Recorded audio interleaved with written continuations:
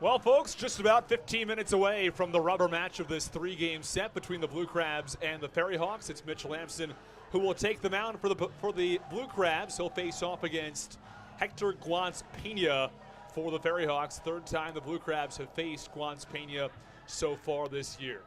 Well, we had a chance to catch up with the Blue Crabs' new relief pitcher, Connor Lawn, before today's ball game for the pregame show.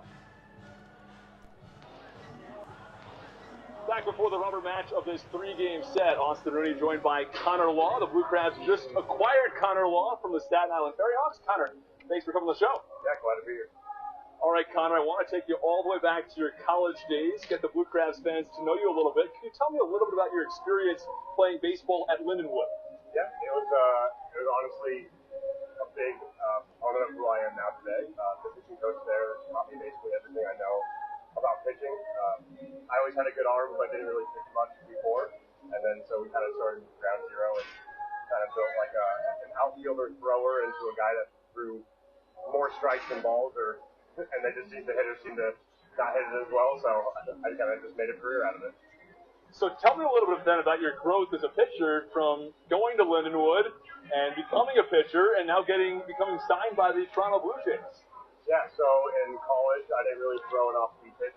I threw even as a starter, I threw 135 fastballs in a couple games, and that just kind of showed the fact that I could, as soon as I developed the second pitch, I'd be a little bit better than the average pitcher, I guess. But then the Blue Jays took me, signed me as a free agent out of my fifth year of college, and kind of progressed me to the pitcher I am today. Increased velocity, increased command, just a better knowledge about how to pitch. This has really helped me in my career. State's throwing a lot of fastballs. Sounds a little like Darryl Thompson, who threw 96 fastballs on 106 pitches in a complete game shutout the other day. That is one of the most impressive things, and I am so jealous I was there to see it. That's so awesome. It was bobblehead night. Big crowd there in Southern Maryland. I guess you'll get to experience Southern Maryland in just a little bit. You're traded from Staten Island to Southern Maryland. I want to get to Southern Maryland in a second, but tell me about this place. You had a great view out there in the outfield. How was your time with the FerryHawks? It was definitely interesting. Honestly, I had a blast. The team is awesome. Obviously, our record doesn't show how the players are. I feel like that we just lost some games that we definitely should not have. But I mean, the view here is unbelievable. It's also a pitcher's park, so that always plays very much so. Big fan of that. And the amenities and the other side are very nice weight room. So I was very happy, but I'm definitely happy to be here in the winter range. All right, well, the Blue Crabs going down the stretch here, the best record overall in the North Division, and trying to knock off the Lancaster Barnstormers for the top record in the second half of the North Division. Have a bit of a ways to go. But let's talk about Southern Maryland and what you're looking to do there. And you've been there a couple of times. What's your favorite part about Waldorf? Oh, definitely the Peruvian chicken place. What's it called? Chicken Rico? Chicken Rico. That place has my heart. Every time I go to Waldorf, that's the one spot I'll go to every time, no matter what. It's awesome. Definitely a good spot. I've only been there once, to be honest, but it was really, really good. And then your thoughts on the Reg, as it's known as, Regency Furniture Stadium. I definitely like the wooden wall and left, and I like the Fenway old aspect of it. But yeah, I'm just we only play there in playoffs now, so I'm just excited to get there and get to playoffs. What should the Blue Crabs fans know about Connor Law? That I'm just gonna go out and give my hardest and do the best I can, and hopefully win the games I'm pitching in, and try to be the best teammate I can be in the games I'm not. So tell us a little bit about your role with the FerryHawks. I know you pitch oftentimes in high leverage situations, and I think that's probably where you'll end up with the Blue Crabs as well here in this bullpen. Yeah, I noticed that the bullpen's pretty set as is, but any role that they want to throw me in, and I don't know, I'll just take it upon the challenge and do the best I can, and hopefully, like I said, come out with the right outcome. All right, well, let's go on to our final segment here. This is the Your Opinion segment. We almost have a trivia question in there today. So let's start with the Your Opinion segment. We're going to ask one question we've done in the past. We're going to go on and add a new question today. The question we've asked in the past is, how do you think an all-MLB All-Star team would do across a 162-game season? So you have the top 5 starters in the league, You have the top, batter at every position, and you have the top bullpen guys. You might have 7 closers in that bullpen. How does that team do in a 162-game MLB schedule? They're going to win at least 135 games. Easy. Okay, because we've gotten really mixed answers here. I've heard guys who say maybe 110 or 108.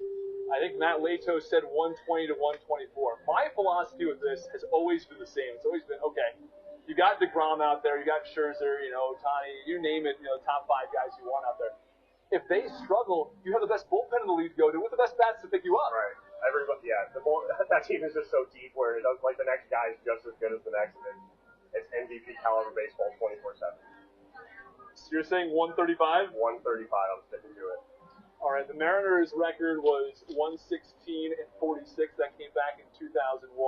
We are going to go to part 2 of this question. It's the AAA question. Your average AAA team in a 162-game MLB season, they ended up with how many wins? I'll give them 100. I'll go 115.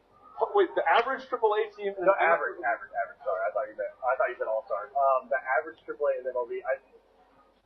I'll give them. That's a tough question. I'll give them 60 wins. 60's been where a lot of guys are. Yeah. Heard a couple of guys say 40. Now, do you know the worst record in MLB history? I do not. 43 and 119 by the Tigers back in 2003. So this team's doing better than that Tigers team? Yeah, I think so. All right, that's fair.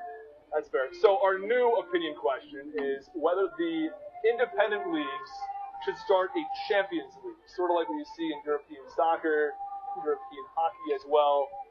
So, should the Atlantic League, get with the American Association, the best team from the Frontier League, maybe the best team from the Pioneer League, and put together like an 8-team or maybe a 6-team Champions League? Or are you against?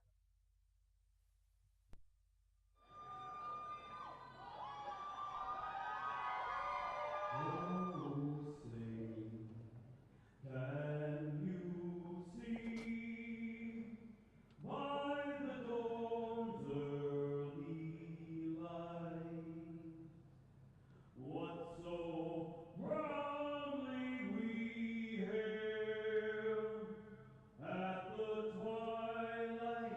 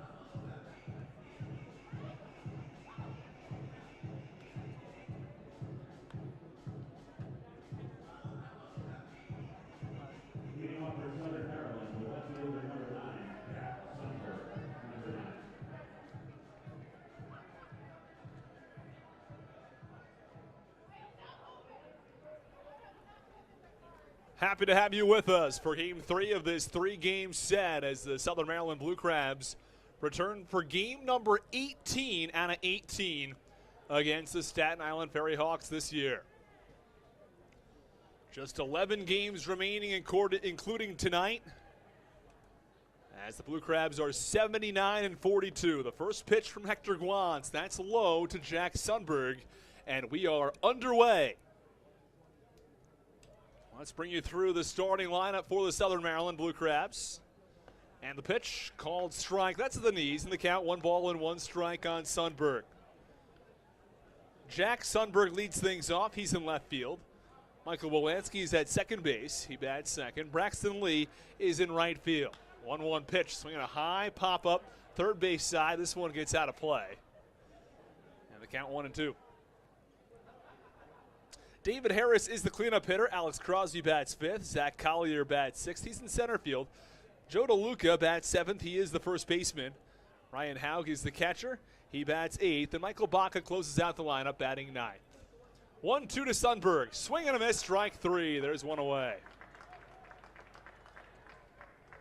Hector Guance with a hard fastball up and out of the zone. And he gets Sundberg to swing and get a foul tip of it into the mitt of the catcher Andres Noriega. Now the defensive alignment for the FerryHawks. In left field, it's Kelsey Whitmore, who's in the lineup for Staten Island tonight. Ricardo Cespedes in center. Rusney Castillo is in right. The third baseman is Javier Betancourt. Shortstop Angel Aguilar. And the first pitch is away now to Michael Wolanski, and the count 1 ball and no strikes. The second baseman today is Dilson Herrera. Pitch, swinging a high fly ball, well struck to right center, but it's going to hold up long enough for Ricardo Cespedes to track it down for the second out. So quickly 2 up and 2 down from Hector Guance. Again, the second baseman, Dilson Herrera. The first baseman is Christopher Cespedes, and Andres Noriega is doing the catching for Hector Guance Pena. Taking just 6 pitches for him to record the first 2 outs.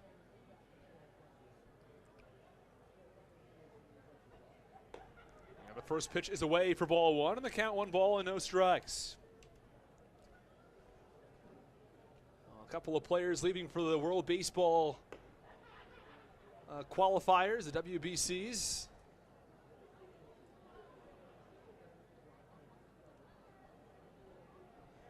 And the pitch. That's inside, and the count 3 balls and no strikes now on Braxton Lee. A World Baseball Classic in 2022. Pitch upstairs, ball 4.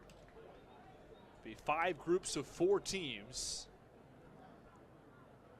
And a few Blue Crabs. They're current Blue Crabs or former Blue Crabs will be playing for Team Great Britain, including Crosby and Shaw and Blackstone. We're all on their roster. We'll leave it just a couple of days. Kent Blackstone played for the team in 2019 and 2021. Will join forces with the 2 current Blue Crabs. Runner on first base. Runner goes in the first pitch. It's a little bit inside, thrown out a second, not close. Braxton Lee got a terrific jump, and he steals second base successfully.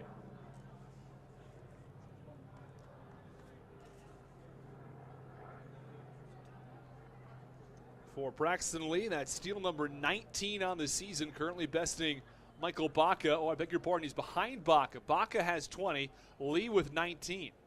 Well, last time I had checked my notes there, he had 18. Baca did, so I thought that Lee might have pulled ahead, but he's still got 1 back, so he's in third place. The 1-0 pitch is low, count 2-0. Of course, up in first place, it's Jack Sundberg, who is 42 for 48 on the season. Then Baca second at 20 for 22, and Lee third at 19 out of 21. Both of them have their steal numbers significantly up from last season. Lee was a total of 1 for 1. 2-0 pitch, that's low and away. Count 3-0 now on David Harris. So Guance Pena at risk of walking back-to-back batters. 13 pitches, 9 balls, and 4 strikes from Guance. That pitch misses behind Pena, And advancing from second to third, it's Braxton Lee.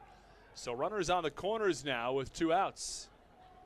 Now, this is not a case of, he's trying to throw behind a guy. This is somebody who has lost complete control. If I am Crosby coming to the plate, make him throw you 2 strikes, because right now he's not even in the ballpark. He's been going with a couple of different pitches here against Lee. 4 fastballs.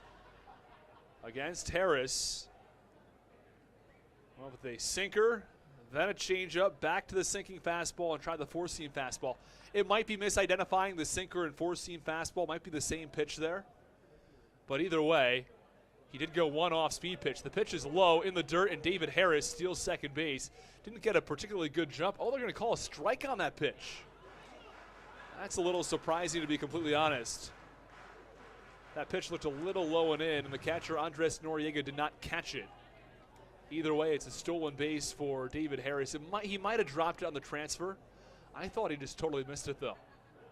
So now it's Harris from second and Lee from third with 2 outs. Pitch, swinging a line drive. This one to right center, well struck. Back to the warning track at the wall. It one-hops the wall.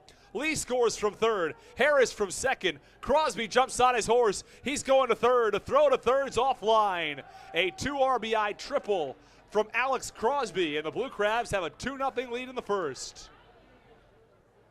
Well, you really couldn't have written it up any better.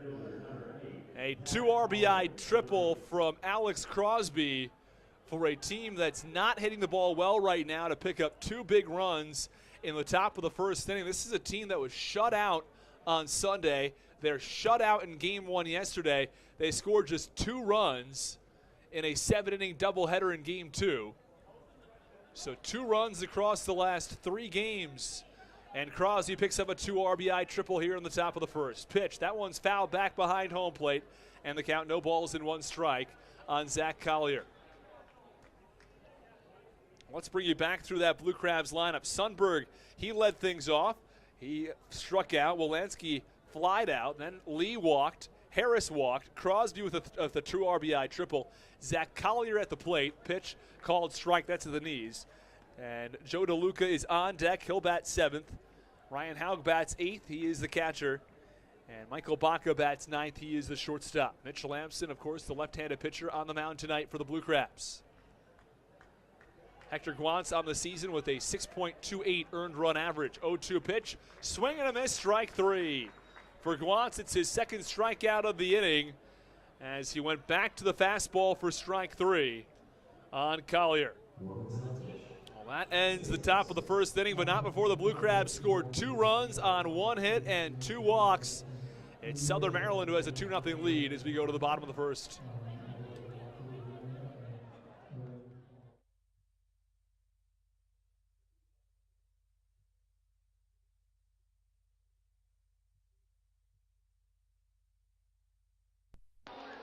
Back before the rubber match of this 3-game set, Austin Rooney joined by Connor Law. The Blue Crabs just acquired Connor Law from the Staten Island FerryHawks. Connor, thanks for coming to the show. Yeah, glad to be here. All right, Connor, I want to take you all the way back to your college days, get the Blue Crabs fans to know you a little bit. Can you tell me a little bit about your experience playing baseball at Lindenwood? Yeah, it was honestly a big component of who I am now today. The pitching coach there taught me basically everything I know about pitching. I always had a good arm, but didn't really pitch much before. And then so we kind of started ground zero and kind of built like an outfielder thrower into a guy that threw more strikes than balls, and they just the hitters seemed to not hit it as well. So I kind of just made a career out of it. So tell me a little bit then about your growth as a pitcher from going to Lindenwood and becoming a pitcher and now becoming signed by the Toronto Blue Jays. Yeah, so in college, I didn't really throw an off-speed pitch. I threw even as a starter, I threw 135 fastballs in a couple games. And that just kind of showed the fact that I could, as soon as I developed the second pitch, I'd be a little bit better than the average pitcher, I guess. But then the Blue Jays took me, signed me as a free agent out of my 5th year of college, and kind of progressed me to the pitcher I am today. Increased velocity, increased command, just a better knowledge about how to pitch. This has really helped me in my career.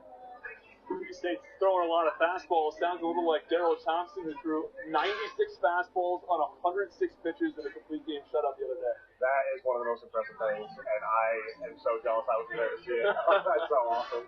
It was bobblehead night. Big crowd there in Southern Maryland. I guess you'll get to experience Southern Maryland in just a little bit. You're traded from Staten Island to Southern Maryland. I want to get to Southern Maryland in a second, but tell me about this place. You had a great view out there in the outfield. How was your time with the FerryHawks? It was definitely interesting.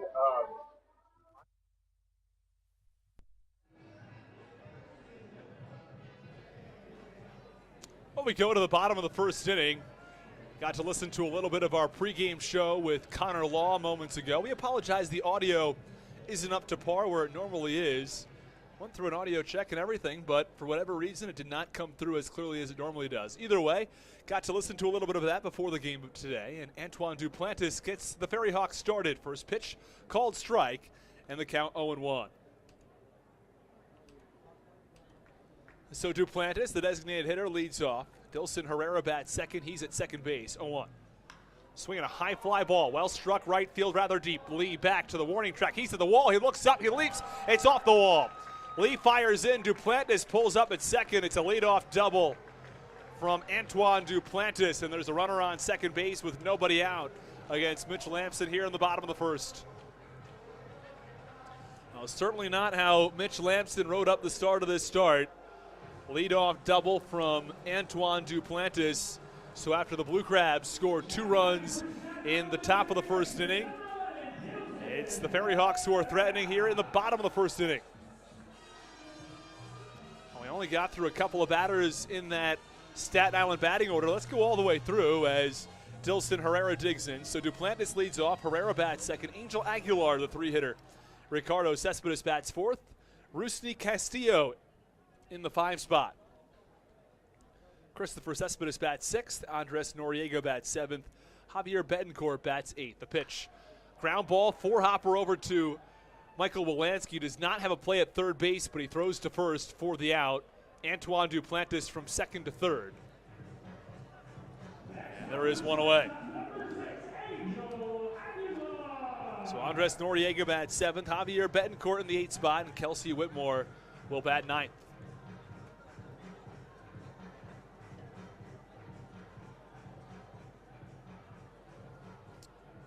Here comes Angel Aguilar.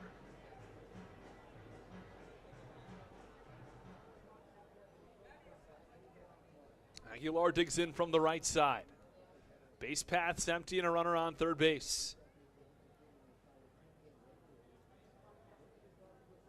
And the first pitch, wave and a miss on a breaking ball, and the count 0-1.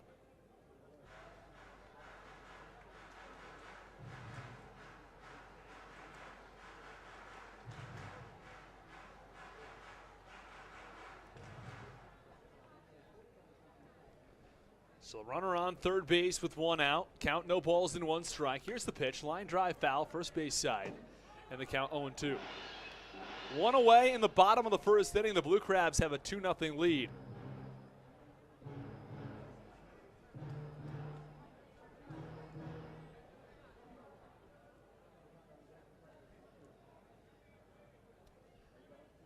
Aguilar the batter. Lampson. The 0-2 pitch. A little low. I guess it's ball 1 in the count. 1 ball and 2 strikes. Looked pretty close. The home plate umpire then put out his hands almost like he was going to ring up Angel Aguilar. And the home plate umpire, Federico De Jesus, said no. Warren Nicholson's at first base. Check swing, did he go? A motion down to Nicholson on this pitch in the dirt, and he said no, he did not. So the count 2-2 now. Third base umpire is Tony Gasandi.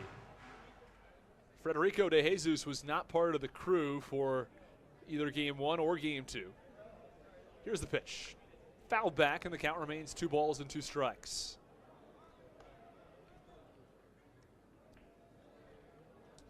Mentioned that Kelsey Whitmore is in the lineup. And she picked up her first hit in her Atlantic League career against Long Island back on September 3rd.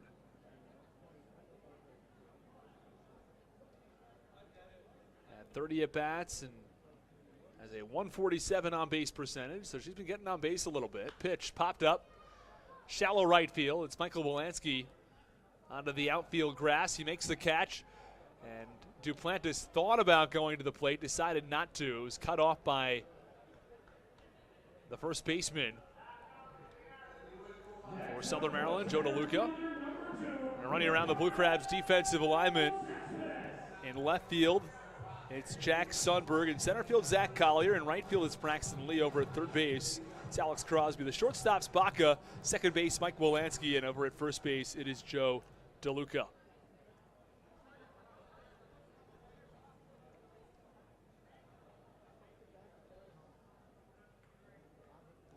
Ricardo Cespedes waves the bat over his left shoulder, the left-handed hitter. With Duplantis on third, breaking ball. It's a really good one. He swings and misses in the count 0-1. Big out for Mitch Lamson on the pop out over to second. It prevents the run from coming in, and the 0-1 pitch, that's a little low. Count 1-1. Leadoff double from Antoine Duplantis. Advance to third on the ground out from Dilson Herrera. The pop out from Angel Aguilar. Now the pitch. That's low, and the count 2-1. And Ricardo Cespedes, the cleanup hitter, will be followed by Rusty Castillo, who bats fifth. Castillo traded earlier this season from Long Island to Staten Island. And the 2-1 pitch. Popped it up, third base side. It's Alex Crosby who gives chase. He is under it, and he makes the catch right in front of the Staten Island bullpen down the third base line. Well, that ends the bottom of the first inning. Mitch Lamson works out of a jam after allowing a leadoff double. The end of one inning of play. It's the Blue Crabs 2. It's the FerryHawks nothing on the Hometown Real Estate Broadcast Network.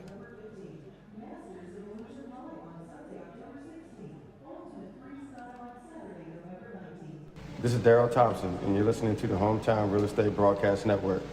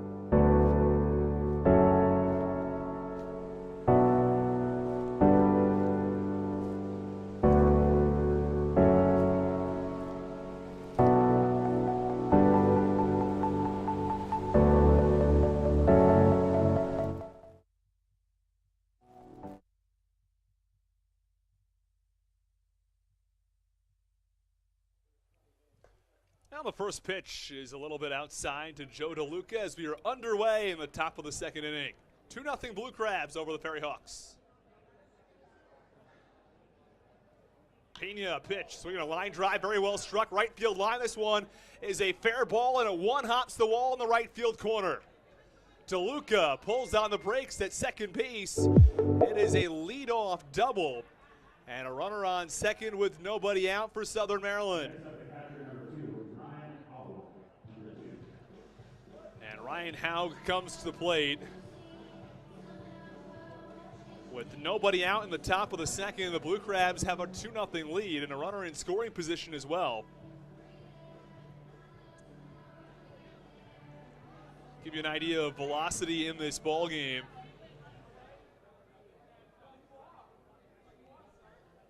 As Hector Pena throw pretty hard, he's topped out at 95 tonight. Lamson topping out at 85. Pitch runs way up and in and hits Haug.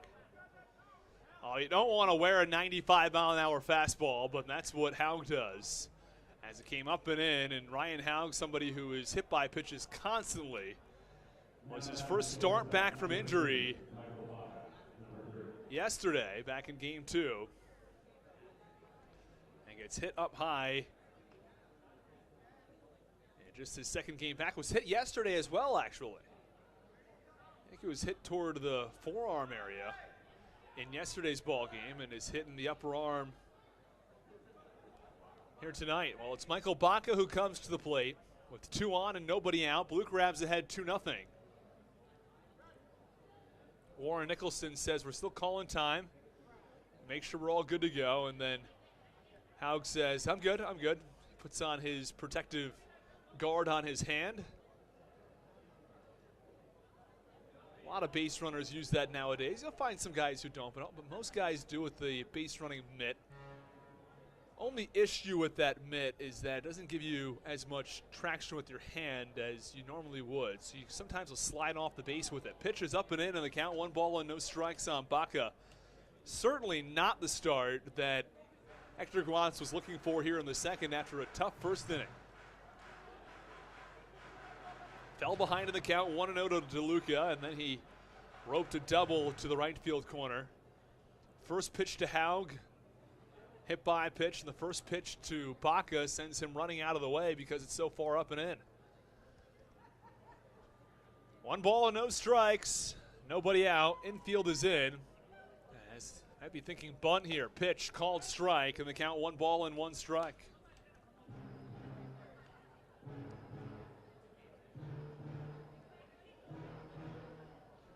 Joe DeLuca, who doubled to start the inning on second. Haug, who was hit by a pitch, he's on first. Baca looking to extend the Blue Crabs 2-0 lead with nobody out in the top of the second. Here's the 1-1. Bunt down the third base line, foul. Would have been really good if that one was about 5 feet further to the right toward fair territory. Would have tiptoed that third base line. Baca might have had himself a hit in addition to a sacrifice. Count 1-2 now on Baca. A 2 RBI triple from Alex Crosby. That's the difference right now. Brought home Lee and Harris, who both walked on 4 pitches back in the first. For Hector Guantz, he's now thrown 25 pitches, 12 strikes, 13 balls. Guantz set at the belt. Here is the 1-2 offering. That's outside. Count 2-2. 2 balls, 2 strikes, nobody out. With Sundberg on deck.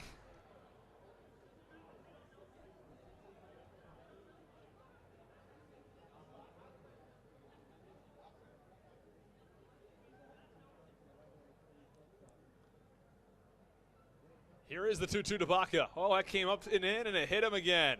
Oh, the second hit batsman in a row now for Hector Guantz, who has completely lost control, and he's now low to the bases. Bases loaded for the Blue Crabs on back-to-back hit batsmen.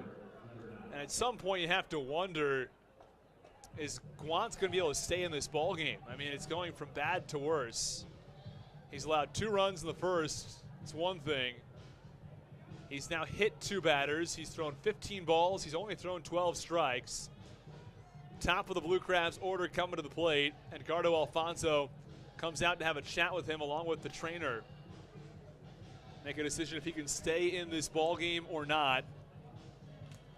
This is a team for Staten Island that is very banged up anyway.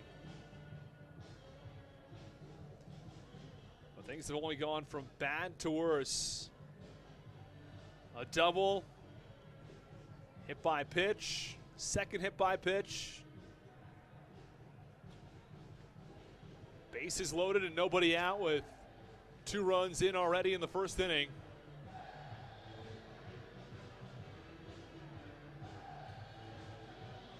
Only for Sundberg to stand on deck.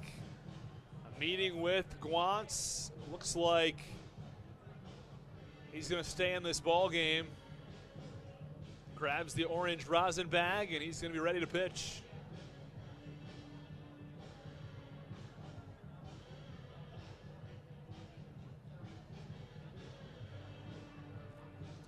Well, it's DeLuca from third, Haub from second, and Baca from first. The fielders return to their proper positions as Rusty Castillo has a slight jog back to right field.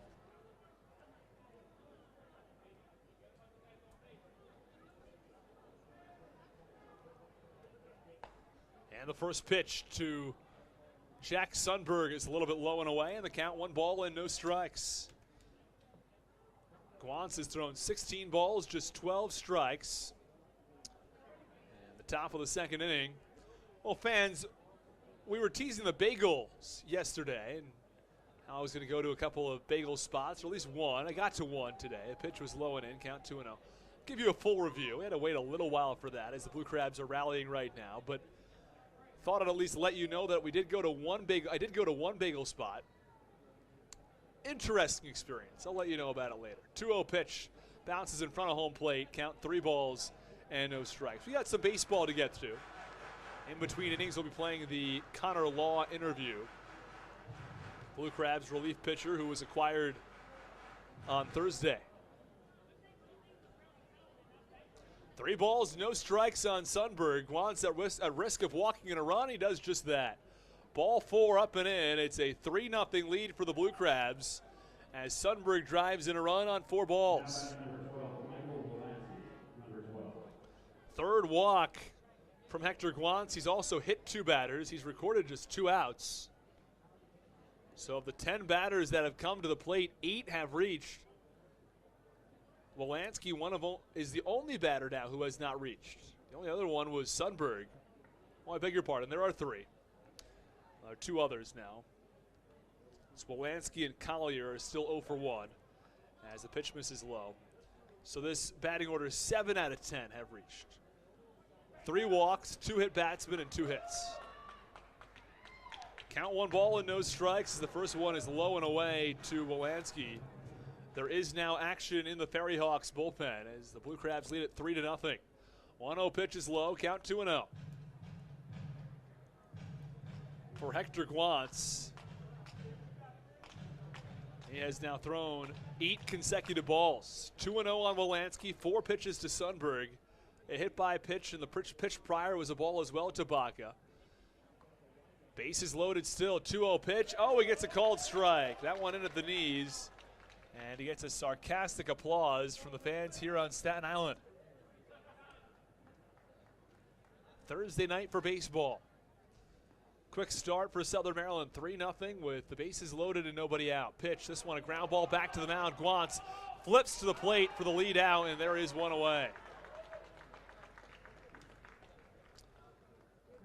Well, Haug does not score the run as it was a ground ball right in front of home plate, and Guantz fields his position properly. And there is now 1 away. The bases remain loaded, though, for Braxton Lee.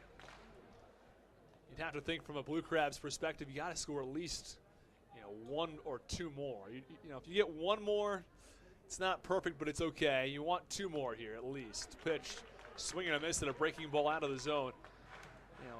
A single scores 2, a double scores 3, and you have a couple of chances at it with the 3 and 4 hitters coming to the plate. If you come out of this inning and you're leading only 3-0, or even only 4-0, it's not going to be a great sign. 0-1 pitch, that's away, count 1-1. Again, you still are in the driver's seat up, 3 or 4 runs, but certainly not the same as being in the driver's seat up 5 or 6. And the pitch, that's low and in, count 2-1. 2 balls, 1 strike on Braxton Lee, who walked his first time up. Lee later came around and scored a run on a 2 RBI triple from Alex Crosby. Control's been the issue for Guance today. Pitch, swinging a ground ball over to short. Could be 2. On a second for 1. Back on a first, not in time. 1 run comes in and scores as Baca scores from third base. Blue Crabs put up a 2 spot here in the top of the second inning. 1 run came on an RBI walk from Sundberg, the other on an RBI from Braxton Lee on a fielder's choice.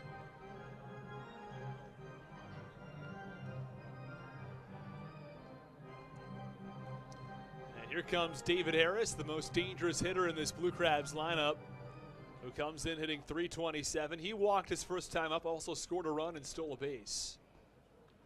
Had to see if Lee takes off here for second, as Guance tosses over. Just as I say that, the first time that he tosses over all day. The pitch count isn't terribly high for Guance. It's not as though if he gets out of this inning in the next few pitches that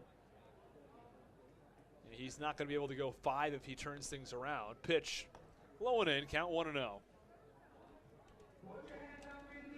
Guance has thrown 40 pitches already on the evening, 24 balls, 16 strikes. If you've walked 3 batters and hit 2, I'd think that the pitch count would be higher than merely 40, but that's where it is. Pitch comes up and in, and it hits David Harris in the elbow. He's not happy. It's the 3rd time Guance has hit a batter.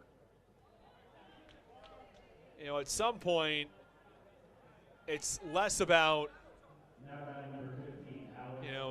is Guance injured, but is he going to injure any players on the opposing team? And now coaching staff back out to talk with Guance. You'd have to imagine that Edgardo Alfonso is going to make the move after hitting another batter. There are 2 outs here in the second, so again, it's not as though things are a major issue as far as pitch count is concerned. And can he get out of this inning? He could get out of this inning down only 3-0, but it looks as though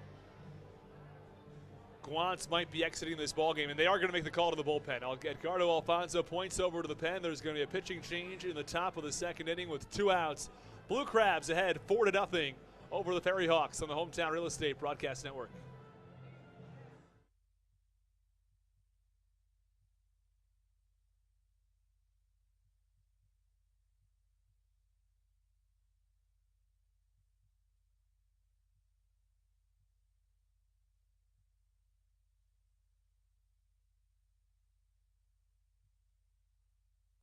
Honestly, I had a blast. Like, the team is awesome. Obviously, our record doesn't show like how the players are. I feel like that we just lost some games that we definitely should not have. But I mean, the view here is unbelievable. It's also a pitcher's park, so I always play very much so. Big fan of that. Yeah, and just the amenities and the other side are very nice weight room. So I was very happy, but I'm definitely happy to be here in the winter range. All right, well, the Blue Crabs going down the stretch here, the best record overall in the North Division, and trying to knock off the Lancaster Barnstormers for the top record in the second half of the North Division. Have a bit of a ways to go. But let's talk about Southern Maryland and what you're looking to do there. And you've been there a couple of times. What's your favorite part about Waldorf? Oh, definitely the Peruvian chicken place. What's it called? Chicken Rico? Chicken Rico. That place has my heart. Every time I go to Waldorf, that's the one spot I'll go to every time, no matter what. It's awesome. Definitely a good spot. I've only been there once, to be honest, but it was really, really good. And then your thoughts on the Reg, as it's known as, Regency Furniture Stadium. I definitely like the wooden wall and left. And I like the Fenway, like, old aspect of it. But, yeah, I'm just, we only play there in playoffs now, so I'm just excited to get there and get to playoffs. What should the Blue Crabs fans know about Connor Law? That I'm just going to go out and give my hardest and do the best I can, and hopefully win the games I'm pitching in, and trying to be the best teammate I can be in the games I'm not. Tell us a little bit about your role with FerryHawks. I know you pitch oftentimes in high leverage situations, and I think that's probably where you'll end up with the Blue Crabs as well here in this bullpen. Yeah, I noticed that the bullpen's pretty set as is, but any role that they want to throw me in, and I don't know, I'll just take upon the challenge and do the best I can, and hopefully, like I said, come out with the right outcome. All right, well, let's go on to our final segment here. This is the Well, the base is loaded. It's Eric Marinez who comes into the ball game. First pitch is away for ball one. And the Blue Crabs have a 4-0 lead over Staten Island. Harris from first, Lee on second, and Crosby on third base. 1-0 pitch, that's low in the count. 2 balls and no strikes. One player with control issues exits, the next comes in, and this is low for a couple pitches. Here's the pitch. That's a called strike. Want to get confirmation on that second pitch. It looked low, and it was called low. Count 2-1. The scoreboard has it marked as a strike, but our TrackMan has it as a ball. 2-1 the count. 2-1 pitch. That's low. Count 3-1.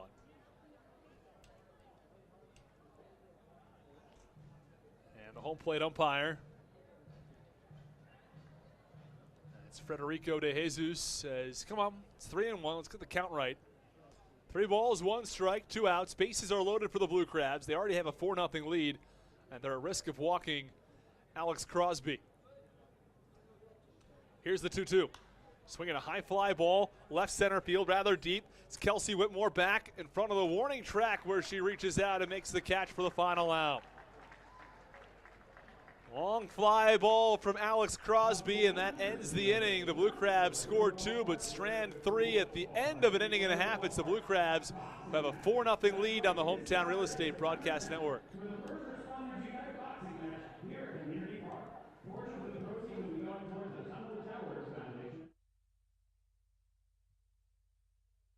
Your opinion segment. We also have a trivia question in there today. So let's start with the Your Opinion segment. We're going to ask one question we've done in the past. We're going to go on and add a new question today. The question we've asked in the past is, how do you think an all-MLB All-Star team would do across a 162-game season? So you have the top 5 starters in the league, you have the top batter at every position, and you have the top bullpen guys. You might have 7 closers in that bullpen. How does that team do in a 162-game MLB schedule? They're going to win at least 135 games. Okay, because we've gotten really mixed answers here. I've heard guys who say maybe 110 or 108.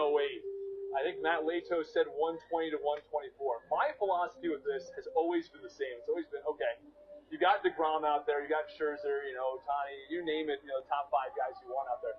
If they struggle, you have the best bullpen in the league to go to with the best bats to pick you up. Right. Everybody, yeah. That team is just so deep where it does, like, the next guy is just as good as the next, and it's MVP caliber baseball 24/7. So you're saying 135? 135, I'm sticking to it. All right, the Mariners' record was 116-46. That came back in 2001. We are going to go to part 2 of this question. It's the AAA question. Your average AAA team in a 162-game MLB season, they ended up with how many wins? I'll give them 100. I'll go 115. Wait, the average AAA team? No, average. Sorry, I thought you said all-star. The average AAA in MLB, I'll give them. That's a tough question. I'll give them 60 wins. 60's been where a lot of guys are. Yeah. Heard a couple guys say 40. Now, do you know the worst record in MLB history? I do not. 43 and 119 by the Tigers back in 2003. So this team's doing better than that Tigers team? Yeah.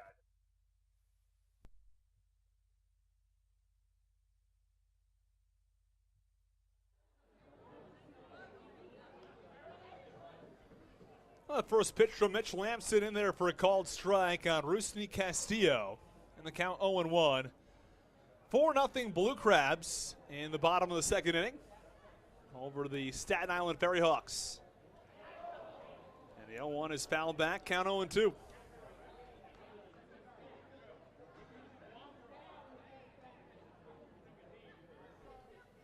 No balls, 2 strikes.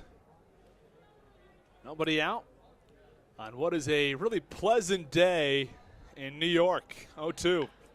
Ground ball, third base side, fielded in the backhand by Baca. It's got to be a strong throw, and it is, but it gets past Joe DeLuca. Meanwhile, Howe dives to keep it from going out of play. And would have allowed Castillo to get to second base, so it's an infield single. As Michael Baca had a terrific throw and really good play, but Castillo reaches. DeLuca at first base as opposed to Jared Walker. You have to wonder, does Walker make that pick? It's tough to say. Either way, runner on first base, and there's nobody out. Blue Crabs working on a couple of questions as to what they're going to do over at third base, because Crosby has played almost every day. Usually it's been Yetzko at third. And the pitch, that's low, and the count 1 ball and no strikes. But I'd have to imagine the move is probably to go with Walker over at third once Crosby leaves. Guess it's only up to a matter of time. And the pitch, foul off first base side.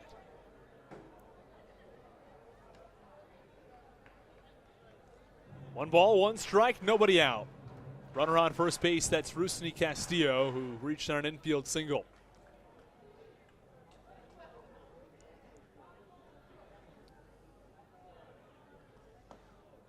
And the 1-1 pitch a little bit low, and the count 2 balls and 1 strike.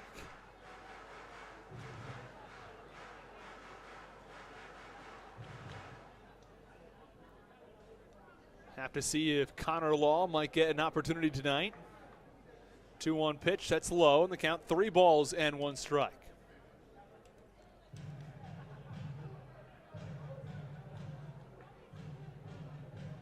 Blue Crabs bullpen is mostly pretty well rested and ready to go. I mean, Patrick Baker hasn't gone a couple of nights. You'd have to imagine Law is available tonight.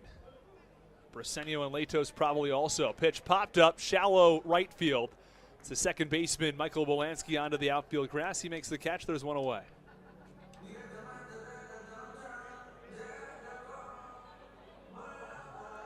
Through an inning and a third, it's Mitch Lamson, who's allowed just 2 hits. He's not walked a batter. A double back in the first and a single here in the second. Leadoff man on each time. You don't typically think of Rusney Castillo as having a lot of infield singles, but hey, every once in a while.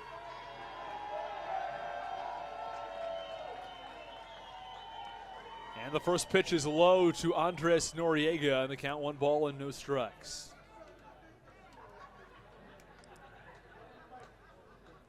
On the right-handed hitting catcher will be followed by Javier Betancourt and Kelsey Whitmore. Mentioned this earlier that Whitmore had her first Atlantic League hit. And the pitch, swing and a miss, count 1-1.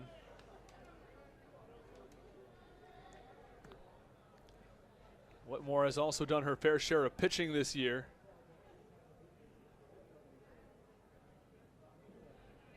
But she has not pitched since June 25th. 1-1 pitch.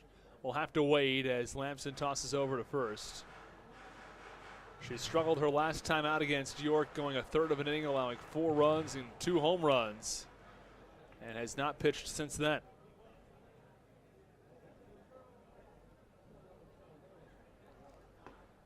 And the 1-1 pitch, wave and a miss, count 1-2 on Andres Noriega.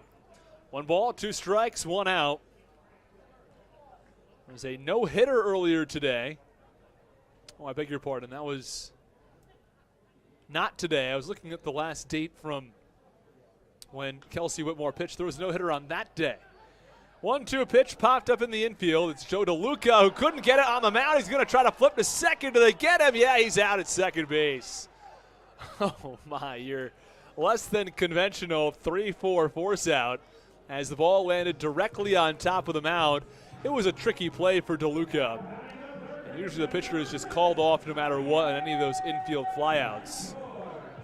The last thing you want is for a pitcher to try and then not, catch the ball. But this time around, it was Joe DeLuca, the first baseman, who tracked it onto the mound, lost his footing slightly, did not make the catch, ended up getting to the ball, and then flipping it to second in time for the out. Heads up play by DeLuca, though, to have the wherewithal to get to the ball and then flip to second base for that force out.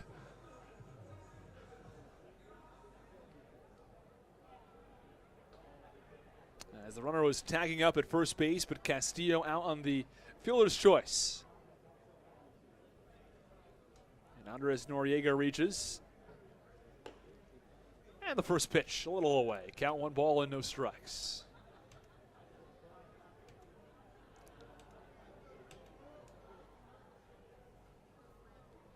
One ball, no strikes, 2 outs. Runner on first base. And Lamson tosses over to first base to check on the runner.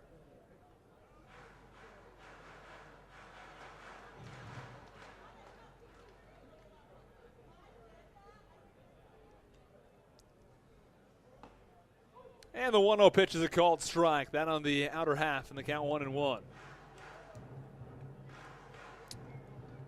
1 on, 2 outs. Blue Crabs ahead by 4, 4-0. 2 in the first and 2 in the second. A 2 RBI double or triple actually from Alex Crosby. And the 1-1 pitch, that's low and away. Count 2-1. In the second inning, a walk as Jack Sundberg forced in a run on a 4-pitch walk. And then later in the inning, a fielder's choice from Braxton Lee drove in a run and gave the Blue Crabs the 4-0 lead. Here's the pitch. Called strike, that one at the knees in the count 2-2. Some fans thought it might have been a little low either way. 2 balls, 2 strikes, 2 outs. In the second inning, Blue Crabs have scored 2 in the first. They scored 2 in the second. 2's across the board. This one swinging a line drive into left field. And now there are 2 on with 2 out for the FerryHawks on a single into left that bounces once in front of Jack Sundberg. And Kelsey Whitmore comes to the plate. Fans start cheering for Whitmore as she digs in and now steps out and steps back in. Again, picked up her first hit of the season against Long Island.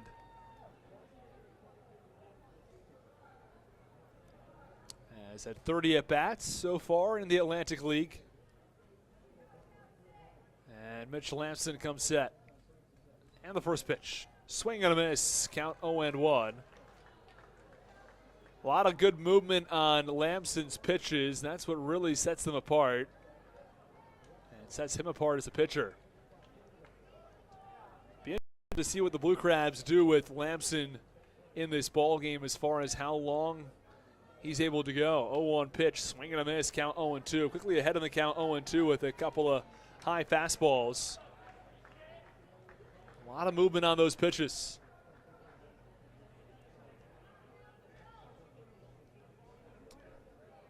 So 2 on. It's Noriega from second, Betancourt from first. Pitch, swing and a miss, strike 3. 3 pitches, 3 strikes, and a strikeout for Mitch Lamson as he gets Whitmore swinging to end the inning.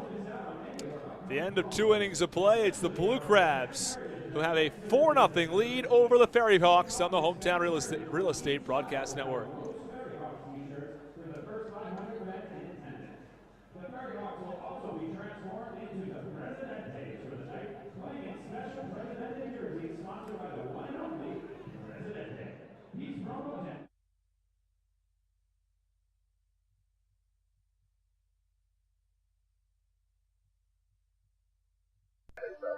All right, that's fair. That's fair. So our new opinion question is whether the independent leagues should start a Champions League, sort of like what you see in European soccer, European hockey as well. So, should the Atlantic League, get with the American Association, the best team from the Frontier League, maybe the best team from the Pioneer League, and put together like an 8-team or maybe a 6-team Champions League, or are you against it? I don't know. I kind of like how the Atlantic League is done now. Everybody, the travel would be a lot, and then I feel like the level of competition in some of the teams wouldn't be like the same throughout. Not dogging on the other leagues. Fair enough. I've heard that a little bit. I thought maybe, would the best team from like the Frontier League be able to compete, or are they just not at a different level? They would definitely be able to compete. With the average team, I don't think would be nearly do as well. All right, that's fair. That's fair. So we move on to our trivia question. Last night, Braxton Lee had a 12-pitch at-bat. Do you know what the longest at-bat is in MLB history? Who had the longest at-bat? I know I've seen it before. I don't know the answer. I feel like it's around 23 pitches, but that's my only guess. All right, Connor. We're going to give you the answer in a second. We'll give the answer to this question on the broadcast, so you'll have to stay tuned. But Connor, thanks for joining us. It's been a pleasure. Thank you.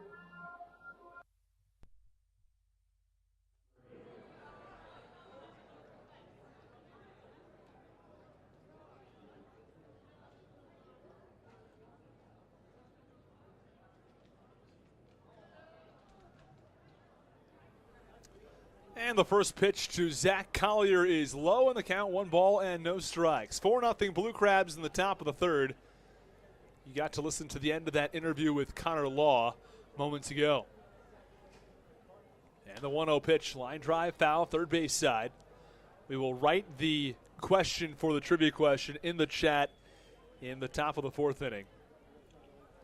If you missed it moments ago, the question was about the longest at bat in MLB history.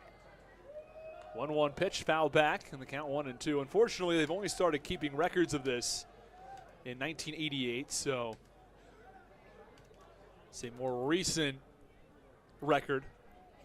If you know the question now, if you heard it in the pregame show, feel free to write it, your answer in the YouTube chat. For those of you who didn't hear it, I will write it myself in the YouTube chat in the top of the fourth. 1-2 pitch to Collier is up and away, and the count 2-2. 2 balls, 2 strikes, nobody out.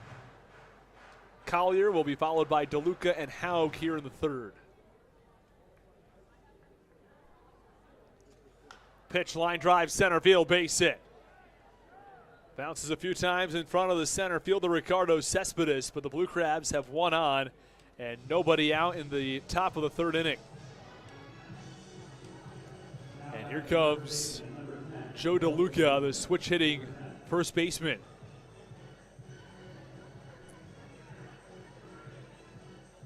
DeLuca in the lineup tonight with Jared Walker getting the night off, and I'd have to imagine that, well, I think things are going to depend on what the Blue Crabs roster looks like for the playoffs. It is an expanded roster. Get a couple of additional pieces. And the pitch, that's upstairs. Count 1 ball and no strikes. Back to that last point, though.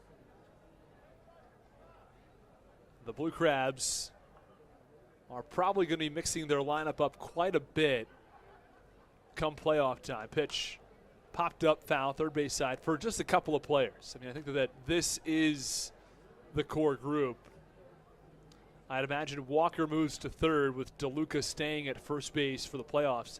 Once Crosby comes back, though, there might be a slight rotation where DeLuca might come out of the lineup for a game to put Walker at first, and maybe Haug comes out of the lineup to put DeLuca at the plate. An outfielder comes out to put Walker in the outfield, and just mix things up enough so that you get all your top guys playing. And if a guy doesn't hit well the night before, maybe he gets the night off the next night, and you go back with somebody else in his place. I mean, when it's the playoffs, it's do or die. You know, you don't want, it's not a situation of trying to give everybody enough playing time. Situation of win and move on, lose and you're done. Count 1-2 on DeLuca. The pitch fouled off third base side. DeLuca hitting .274 on the season. He did have a double to get things going in the second and came around and scored a run. The Blue Crabs 4 runs on 3 hits. For the FerryHawks, no runs on 3 hits.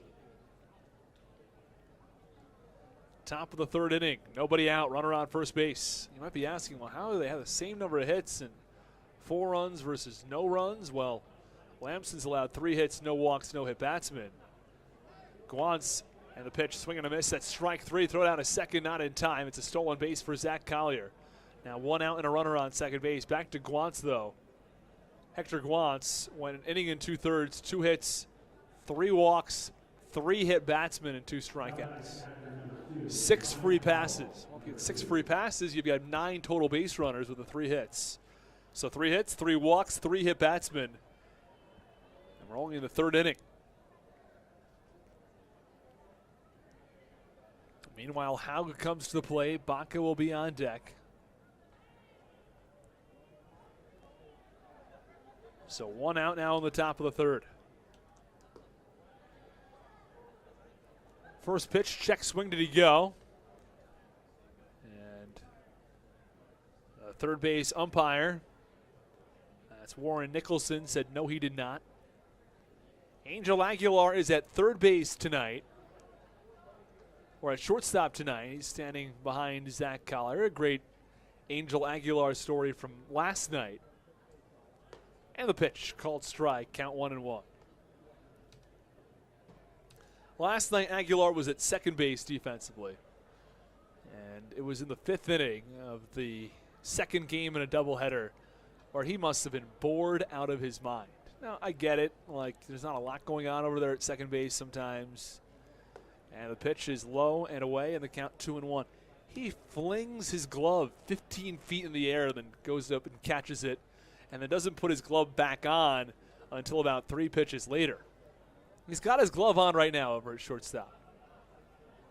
Did not have it on yesterday at second base.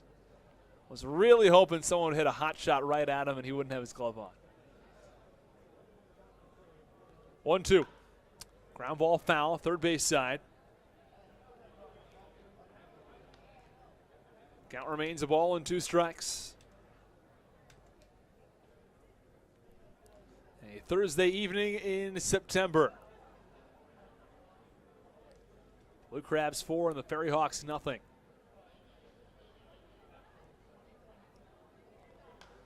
And the pitch fouled off first base side.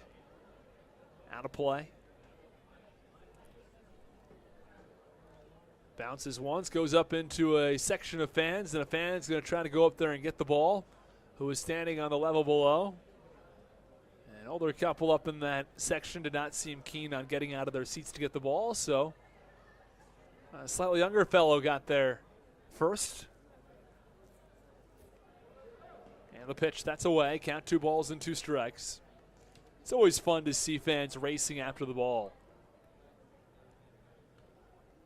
Well, fans, if you're looking for that bagel review, we'll get to there in the bottom of the 3rd inning. For now, it's the top of the 3rd, 4-0 Blue Crabs with a runner on second. Always some great stories about fans chasing after balls. 2-2 pitch, foul back.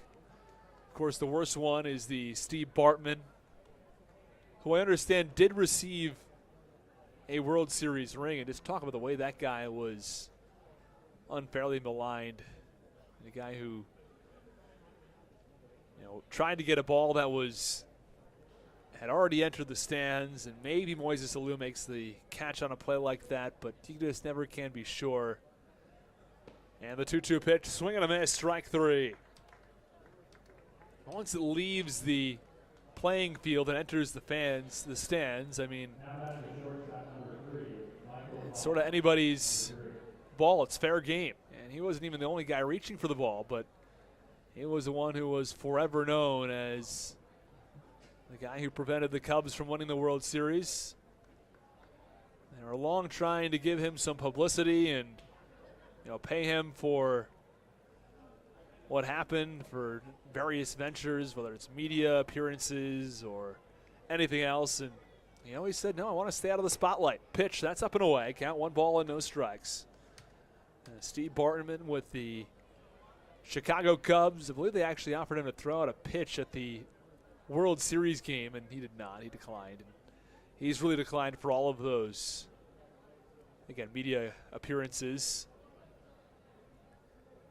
1-0 pitch, called strike, count 1-1. Well, and good for Steve Bartman that they were able to, win the World Series and end that so-called curse. 1 ball, 1 strike, 2 outs. As Ryan Haug, who was hit by a pitch his first time up, digs back in. Or beg your pardon, Michael Baca. And Baca follows that one back, count 1-2. Eric Marinez, the right-handed pitcher, has entered the ball game and pitched rather well. He's gone an inning so far. Has not allowed a run yet. Marinez has allowed just 1 hit in the ball game. Just in the top of the 3rd inning.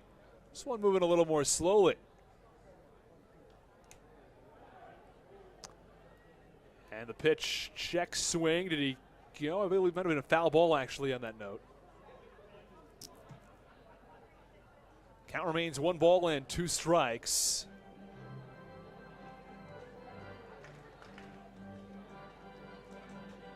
One ball, 2 strikes, 2 outs. Top of the 3rd inning.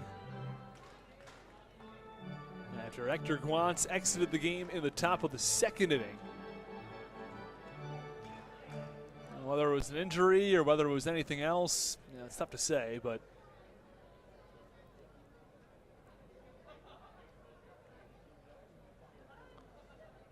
here is the 1-2 pitch. Ground ball, foul. Third base side. Got to go and grab that baseball. Can't let it stay back there. And there's only one ball boy today. Bat boy, ball boy, whatever it's called.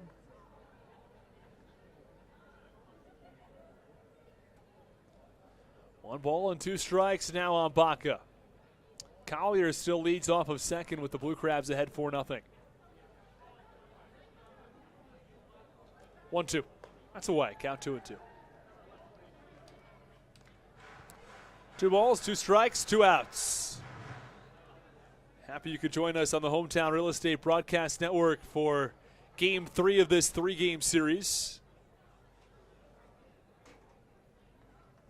As the Blue Crabs really hit the tail end of this season. After tonight, there will be just 10 games left. A couple of 3-game series and a 4-game set. That's on the road in Lancaster.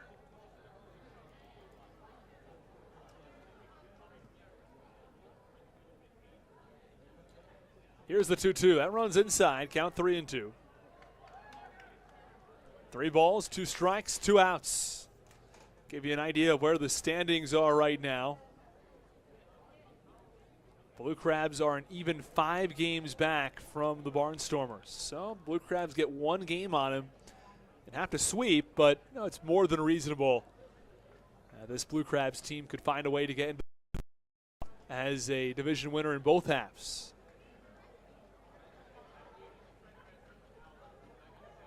3-2 pitch, line drive right at the first baseman. Christopher Cespedes, who makes the catch to the first base side and makes the catch for the final out. Well, we are finished with 2.5 innings of play. The Blue Crabs have a 4-0 lead over the FerryHawks on the Hometown Real Estate Broadcast Network. And now it's time to let that right foot breathe. Hawksy, let's get up and show us your best breed through the FerryHawks Pregame.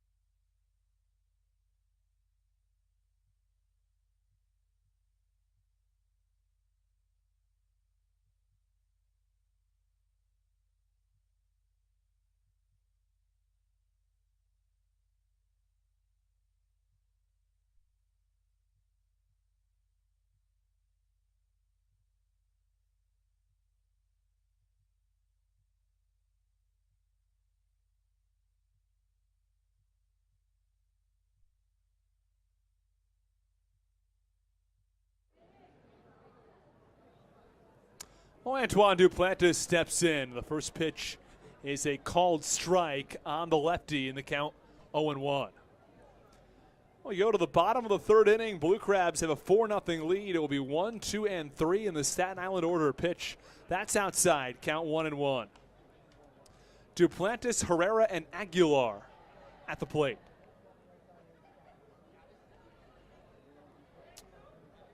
Duplantis. And now a bunch of people start yelling. I'm not entirely sure what the issue was. There was something in the crowd or what was going on. Either way, count 1 ball and 1 strike on Antoine Duplantis. And here's the pitch. Ground ball just past the backhand reach of Lamson. The throw to first is in time as Wolanski was there to back up. And there's 1 away.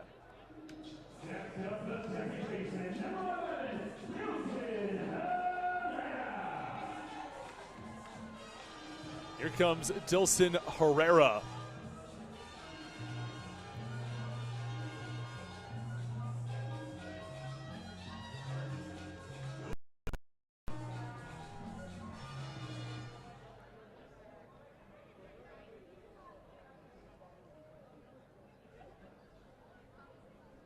Lamson, the first pitch to Herrera. That's up and away, and the count 1 ball and no strikes. 1 ball, no strikes, 1 out.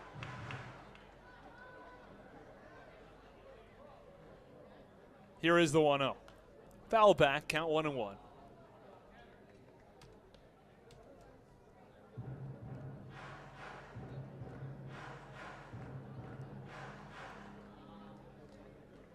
Lamson, the 1-1 pitch to Herrera. Will be inbound, but it looks like his hand was about to slip, so he wipes his hand off. Now the pitch. Swinging a high pop-up, shallow left field, long run for Baca, who drifts out into the on-field grass to make the catch. And there are 2 away. And Herrera has lost his helmet on the way back in. I think he was disappointed, was going to toss his helmet up, and instead fell off his head. He was not happy. I think he thought he could have hit that ball very, very well.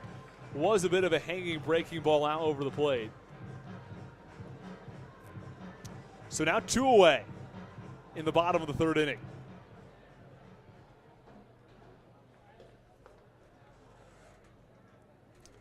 Base paths are empty for Angel Aguilar. Maybe he'll really throw his bat all the way up in the air. That pitch was low and in on Aguilar, and the count 1-0.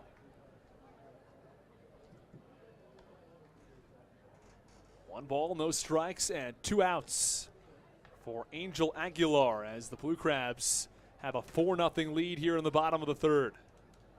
2 in the first and 2 in the second. That's the difference right now. Here's the 1-0. That's a little inside, and the count 2-0. You start to think about what this start looks like for Mitch Lamson, and you look down the road in the start. 2-0 pitch. Called strike, count 2-1. You say, well, he goes 6 innings, he goes 7 innings, what that looks like for the bullpen tonight. And who's first up? 2-1. Foul ball back behind home plate, count 2-2. You'd have to think it would probably be Briseño, Latos, and Law, along with Baker, as the 4 pitchers the Blue Crabs would at least consider using tonight. Pitch, line drive, 1 hopper over to second, fielded by Wolanski. The throw to first is in time. Well, Lamson with a 1-2-3 inning. It's been smooth sailing for the lefty thus far. The Blue Crabs have a 4-0 lead as we go to the top of the 4th in the Hometown Real Estate Broadcast Network.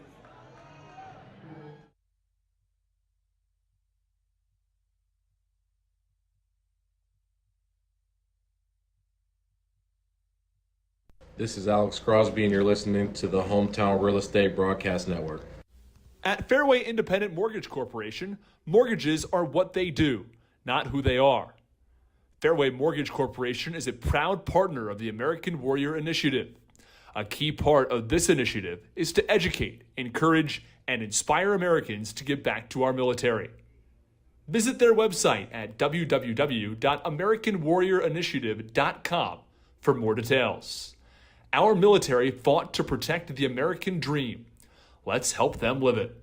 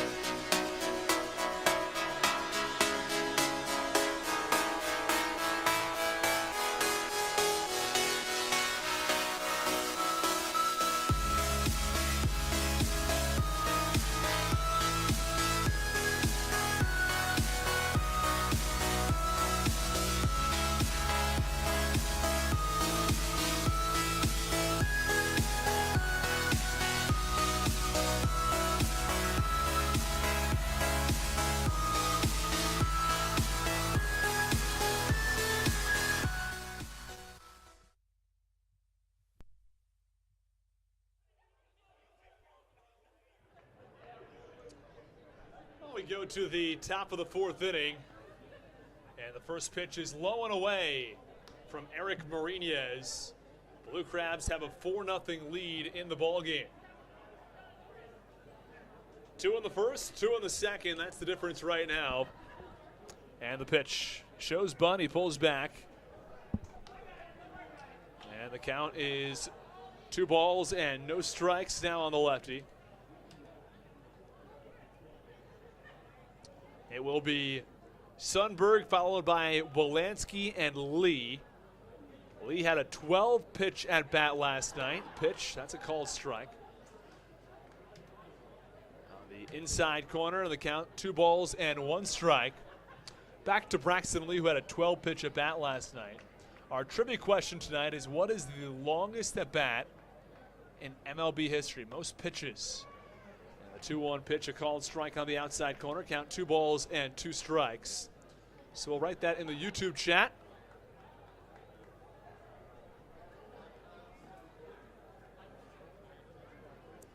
And if anybody can, you all can give your guesses in the YouTube chat and see what we get for some answers.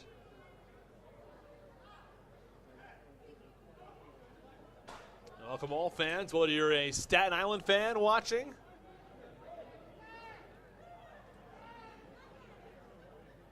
and the pitch, that's outside, and the count 3 balls and 2 strikes.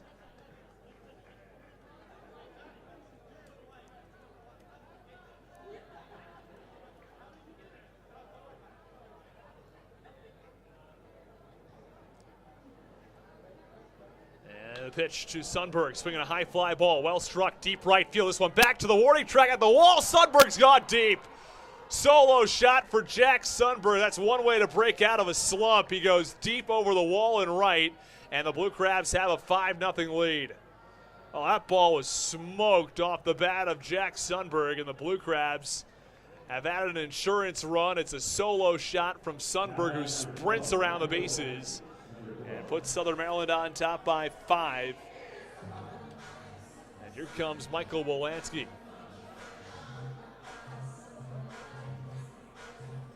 Wolanski is 0 for 2 today.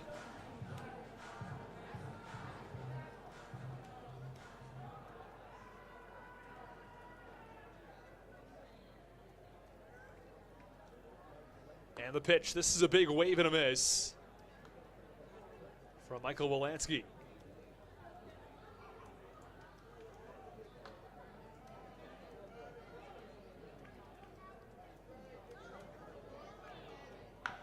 And the pitch to Wolanski, chop foul, third base line. And the count, no balls and 2 strikes. So again, our trivia question, Braxton Lee had a 12 pitch at bat yesterday. What's the most pitches in an at bat in an MLB game? We're talking regular season, no preseason or spring training games, because there is a separate record for spring training games. Here's the pitch. That's low and away.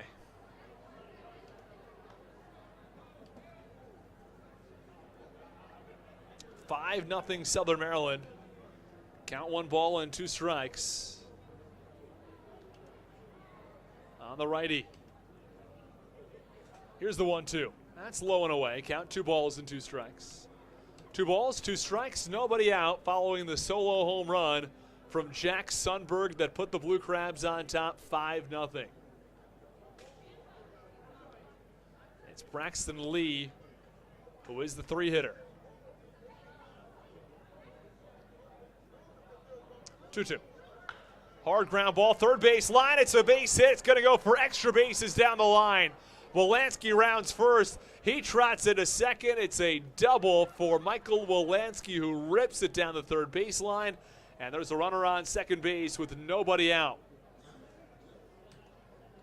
Well, Michael Wolanski 0 for 2 coming into this at bat, but he ropes a double down the third base line past the outstretched reach of the third baseman Javier Betancourt. And so there's a runner on second with nobody out in the top of the 4th inning. And the Blue Crabs offense looking to really explode here in this ball game. couple guys in need of breaking out of some slumps they've been working through recently. The pitch is low and away to Braxton Lee. Lee has seen his batting average dive from 320 to 302.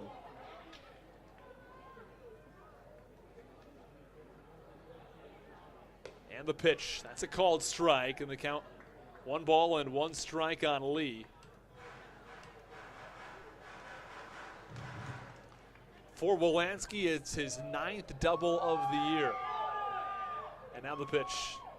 That's outside. Count 2-1. 2 balls, 1 strike, nobody out. Lee at the plate. Harris on deck.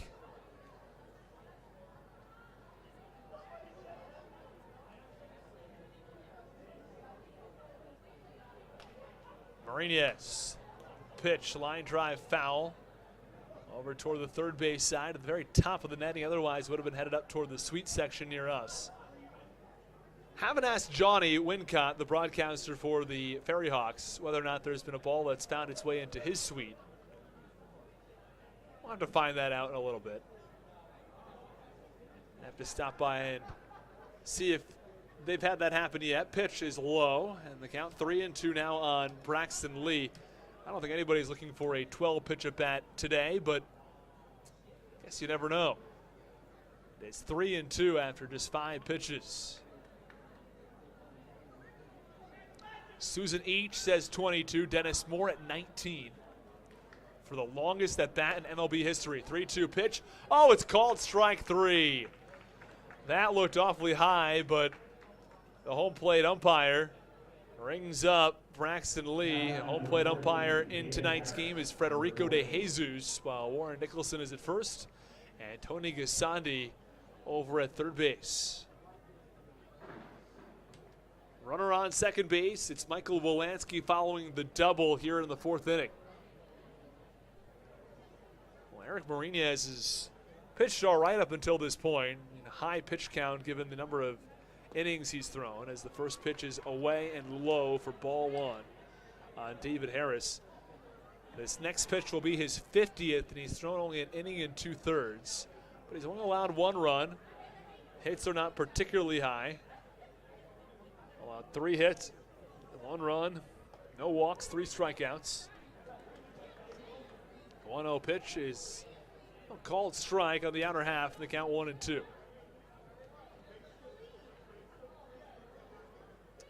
Meanwhile, Mitch Lampson has gone 3 innings of work, 3 hits, no walks, no runs. Southern Maryland 5, and the FerryHawks nothing. As the 1-1 pitch is low, that one in the dirt. Well blocked by Andres Noriega.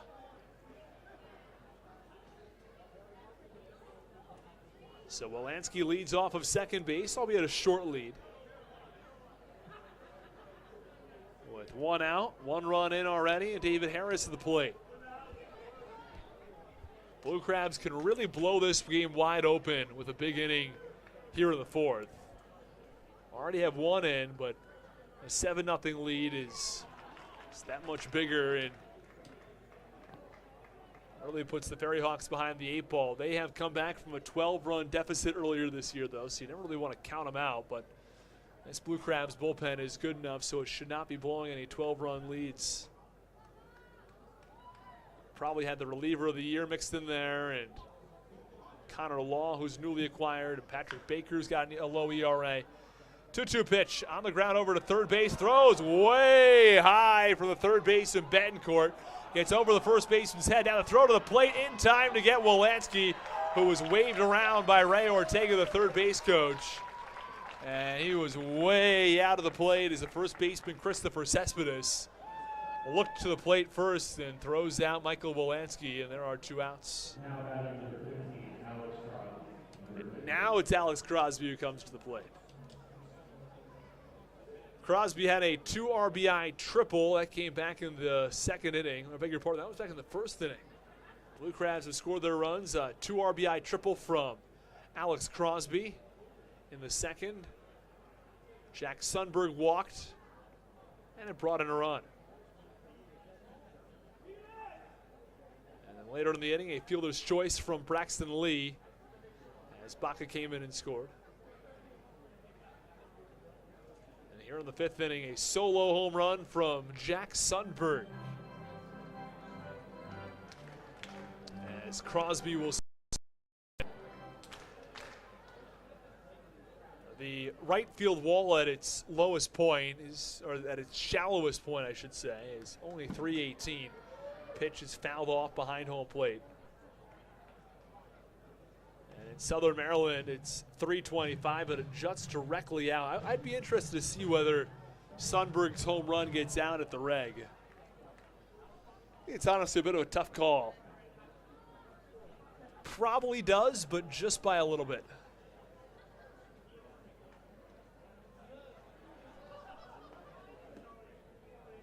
And the pitch, that's low, and the count 1 ball and 1 strike. So far in today's game, the furthest ball hit, Alex Crosby's triple to right center was 360 feet. Sundberg's home run at 355. I think 355 is deep enough to get out. Pitch is popped up behind home plate. It is the catcher Andres Noriega who gets under it and makes the catch for the final out. Well, the Blue Crabs score 1, they strand 1 at the end of 3.5. It's the Blue Crabs who have a 5-0 lead over the FerryHawks.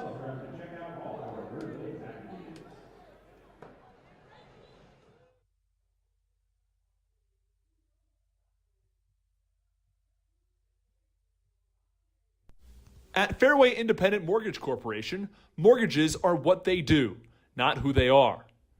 Fairway Mortgage Corporation is a proud partner of the American Warrior Initiative. A key part of this initiative is to educate, encourage, and inspire Americans to give back to our military.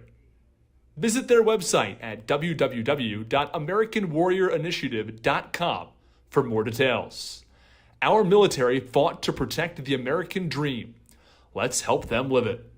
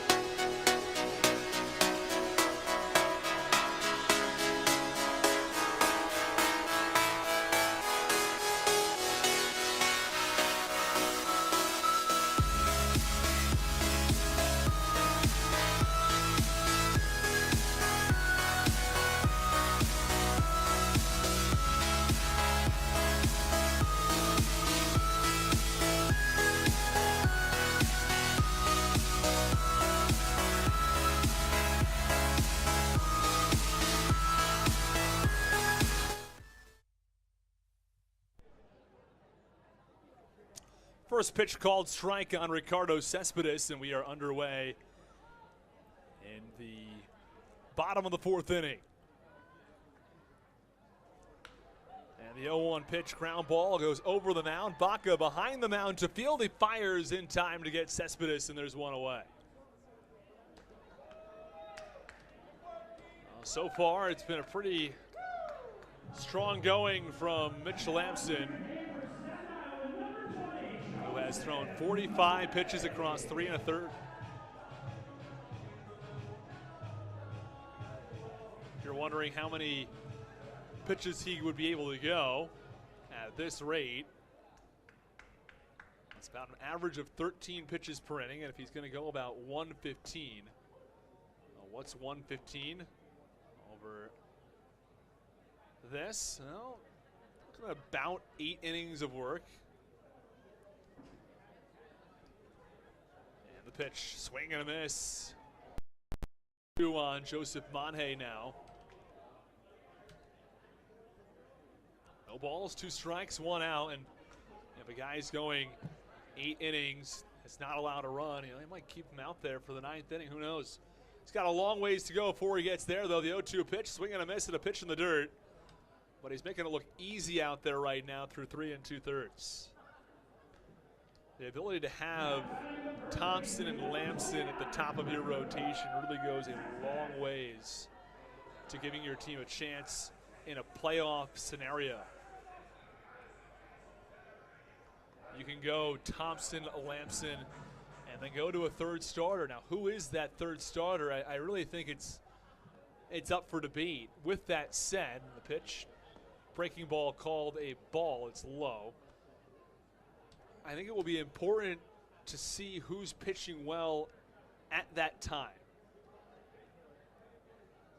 1-0 pitch.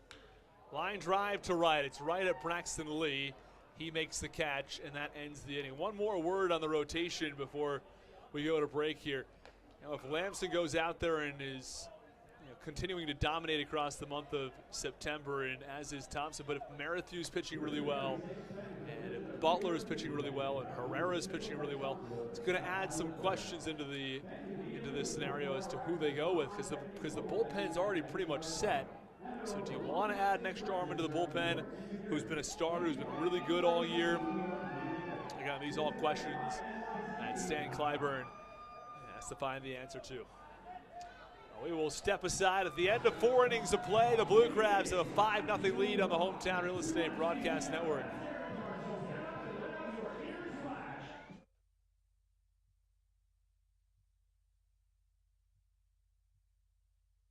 This is Michael Baca, and you're listening to the Hometown Real Estate Broadcast Network.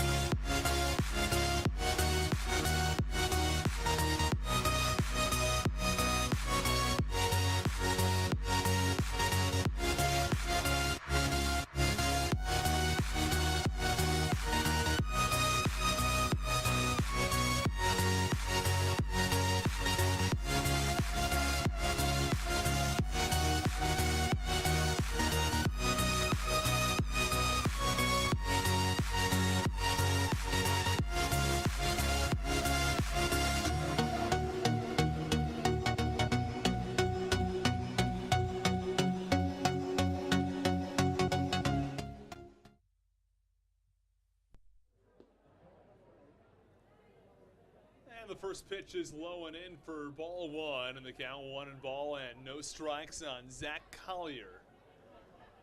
In the top of the 5th inning, 5-0 Blue Crabs. And the 1-0 to Collier. Line drive, left field, well struck. Sends Kelsey Whitmore back in front of the warning track where she makes the catch, and there's one out.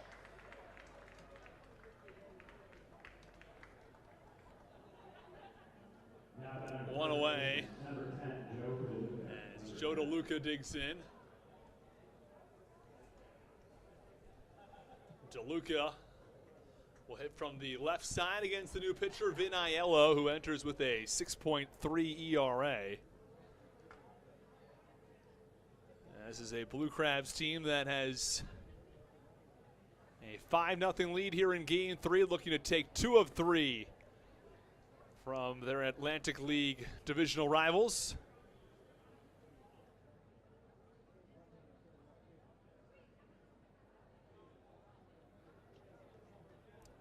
And the 1-0 pitch. That's low on the count. 1 ball and 1 strike on DeLuca. Well, let's get some more answers from our YouTube chat. As the count 2-0 on the switch hitting catcher who bats from the left side.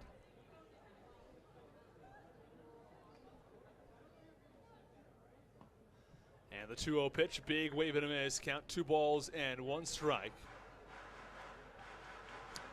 So again, our trivia question is, Braxton Lee had 12 pitches in an at-bat yesterday. What's the most pitches in an at-bat in an MLB game?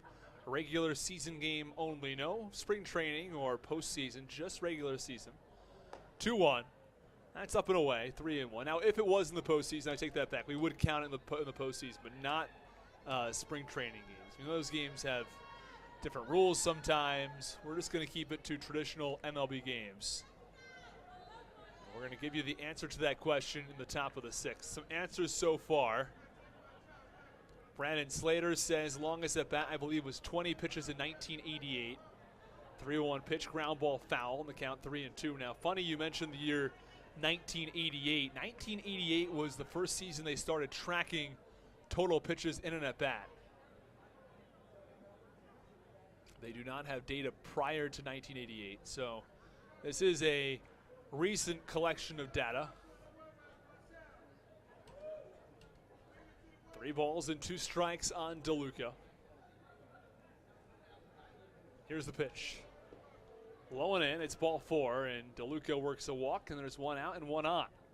It's been a problem all night for the FerryHawks, is walking and hitting batters.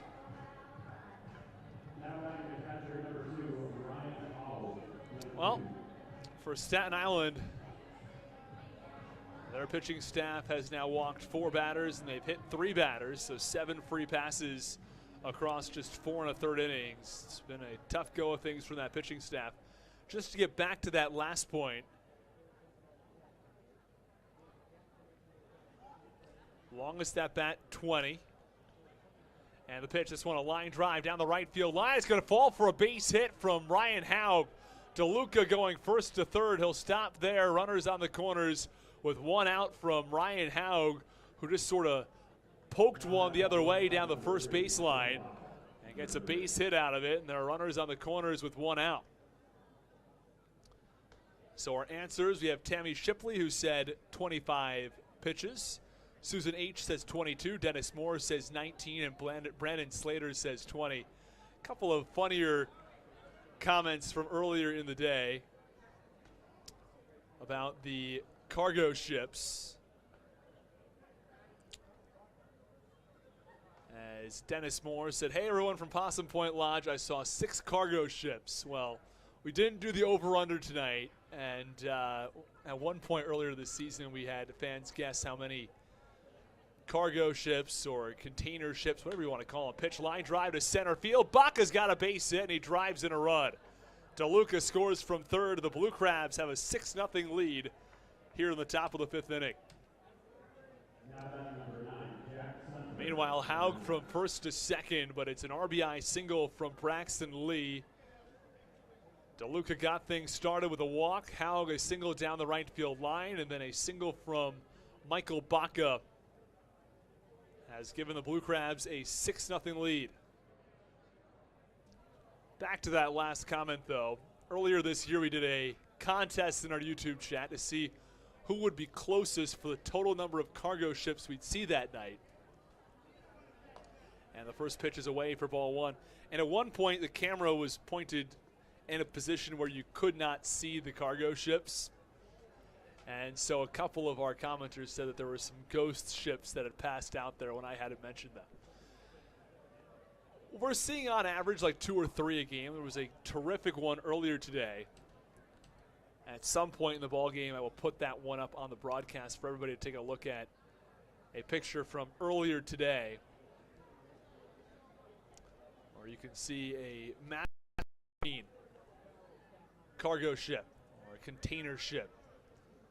Those ships can have north of 20,000 containers on them. It's hard to believe, but it's true.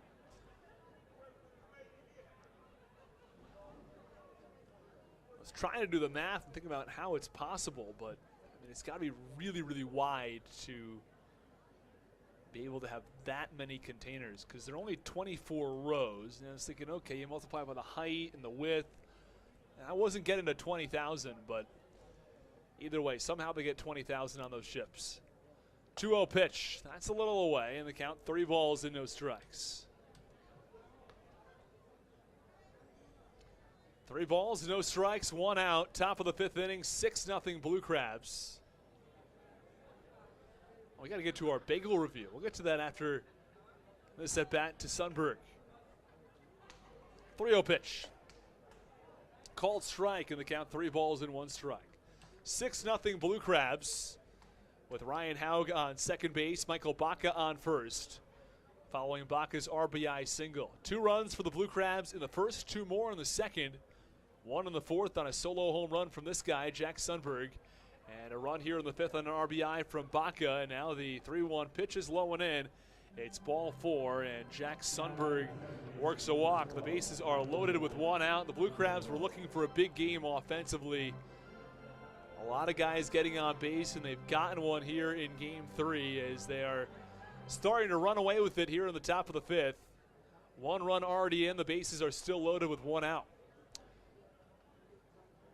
Never want to count out a Staten Island FerryHawks team, though, that's come from 12 down before. And the first pitch called strike, and the count 0-1. This also opens the door for some different options out of the bullpen. Cody Strayer no longer with the club, but Dario Polanco is. And I think we could see Dario Polanco with a considerable amount of work down the stretch in this ball game. 0-1, foul back, and the count 0-2 now on Michael Wolanski. Well, let's get to the bagel review.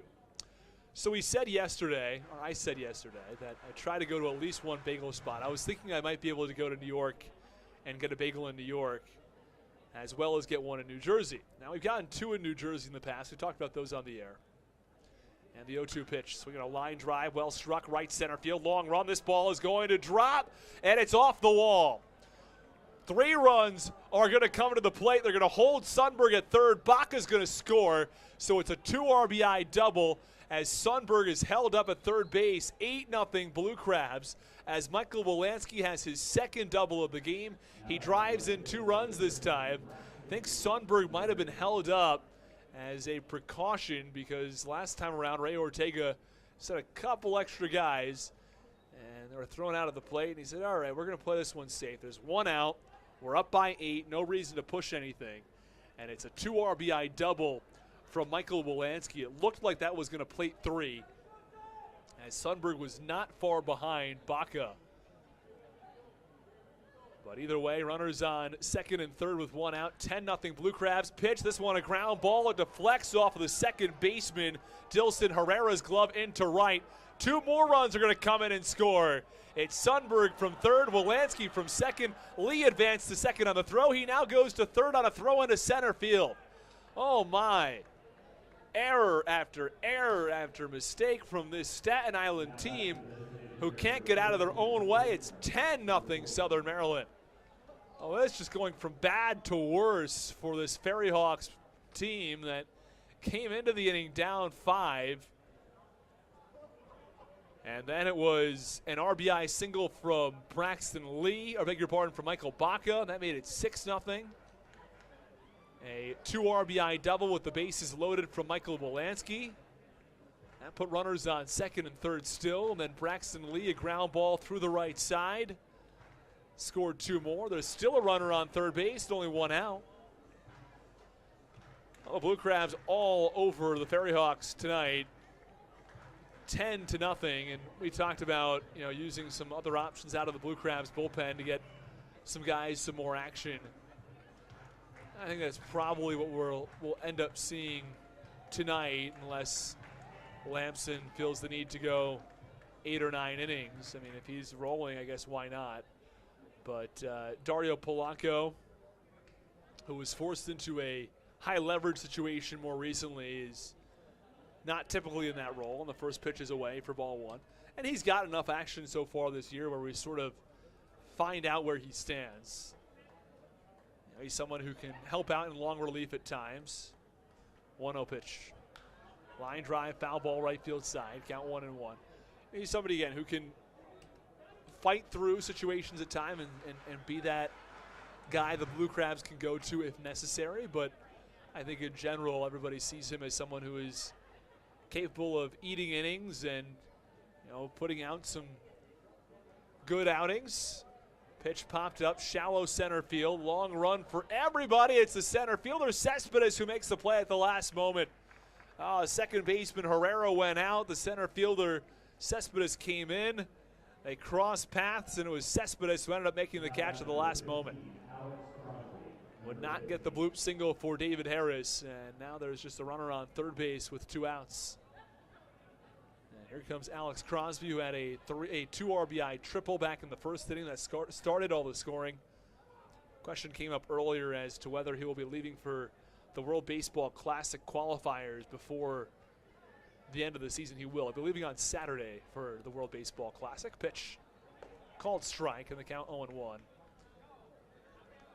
So Blue Crabs will be exploring other third base options. He'll be back, though, back before the end of the year. So just a short hiatus for Crosby. Pitch, slow ground ball over to second. This one eaten up by Dilson Herrera. He'll flip to first for the final out, but not before the Blue Crabs at 5 in the 5th. It's 10-0 Southern Maryland on the Hometown Real Estate Broadcast Network as we go to the bottom of the 5th. We'll have much more on that bagel story when we come back. Don't go anywhere. You're listening to Blue Crabs Baseball on the Hometown Real Estate Broadcast Network.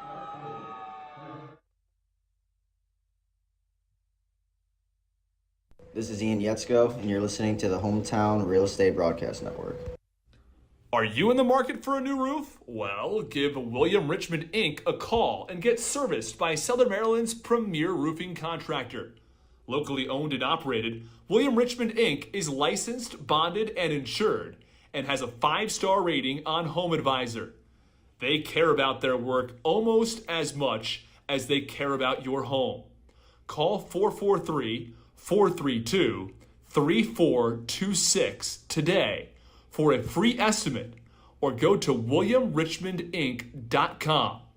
Don't forget to mention the Blue Crabs and save 10% on any service.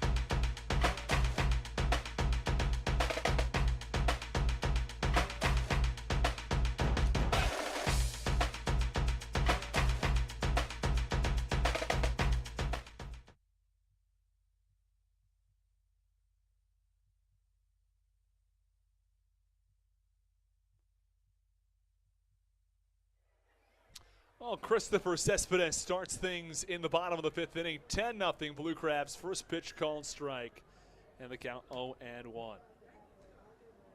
This game not moving particularly quickly, but it's definitely going in the Blue Crabs' direction. That's the good news for Southern Maryland. Pitch on the ground over to short. Baca fields and fires in time, and there's one away. Blue Crabs looking for back-to-back wins after losing 3 consecutive. It was the first time this year I found that they'd lost 3 in a row and they'd not been swept in a series. That's for certain. We were looking back through the schedule earlier. A lot of back-to-back losses, many, many times this year. But 3 in a row hadn't happened until They lost the last two, or I beg your pardon, they did not. No, I had that wrong. I want to make sure we get this straight here. I thought they had, no, that's right. The Blue Crabs still haven't lost 3 consecutive games this year. Well, I thought they had, and I was incorrect. The 0-1 pitch to Javier Betancourt. It's a little low, and the count 1-1 now on Betancourt. The Blue Crabs had a number of times where they lost 4 out of 5. They'd lose 2, win 1, lose 2. Pitch called strike. The count 1-2. So Southern Maryland lost game 1 against Lancaster. They won game 2, lost game 3, and then lost game 1 here. So it was 3 and 4. It was also 4 out of 5. 0-2 pitch, swing and a miss, or 1-2 pitch. And Betancourt down swinging. And there are 2 away. So back to, or it's a strikeout here from Lamson as Kelsey Whitmore comes to the plate. She had her first hit earlier in the week against Long Island. 0 for 1 today, though. And Lamson, the first pitch against the righty. Foul back in the count 0-1. Well, back to the bagel story. We've been teasing this one for a while. We've been to 2 bagel spots in the past, Andrew had. We went to this one place called La Bagel, another place called Sami Am Bagel. And the pitch to Kelsey Whitmore. Swing a high pop-up right field side. It is Braxton Lee who's there, and he makes the catch for the final out. A rather routine fly out, but the fans happy that got to see Kelsey Whitmore in action to end the bottom of the 5th inning. We go to the top of the 6th. We promise when we get back, we'll tell you the whole story and more on the Hometown Real Estate Broadcast Network. It's 10-0 Blue Crabs. Don't go anywhere.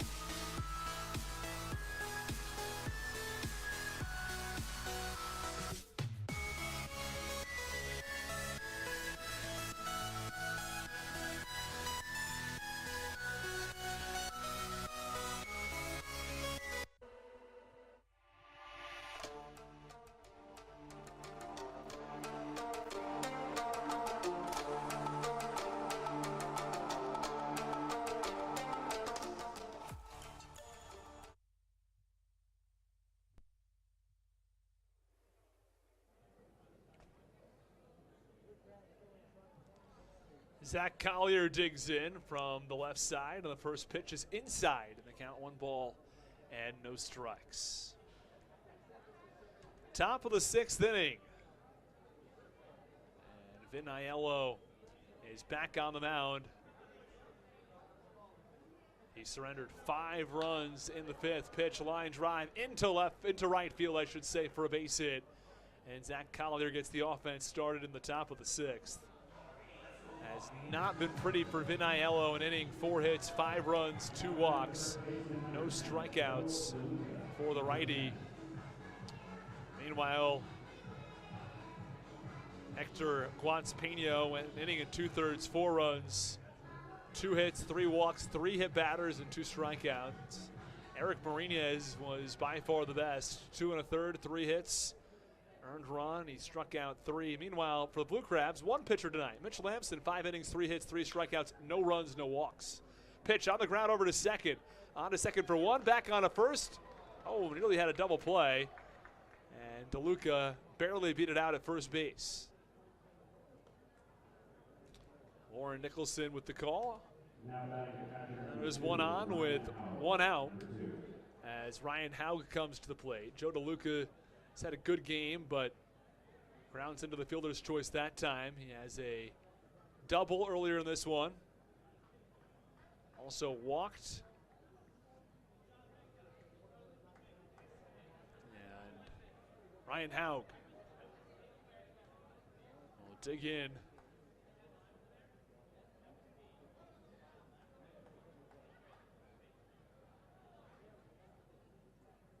And the first pitch from Haug. Ground ball through the left side. It's a base hit. Well, certainly encouraging to see someone like Ryan Haug, who goes down with injury, come back after his injury to his foot, and he seems to be doing very well at the plate, seeing the ball well, and picking up right where he left off prior to going down. And we're seeing the same thing from guys like Mike Wolanski. Out for 3 weeks. He comes back. 2 doubles in tonight's game, 2 RBIs. Had a double last night as well.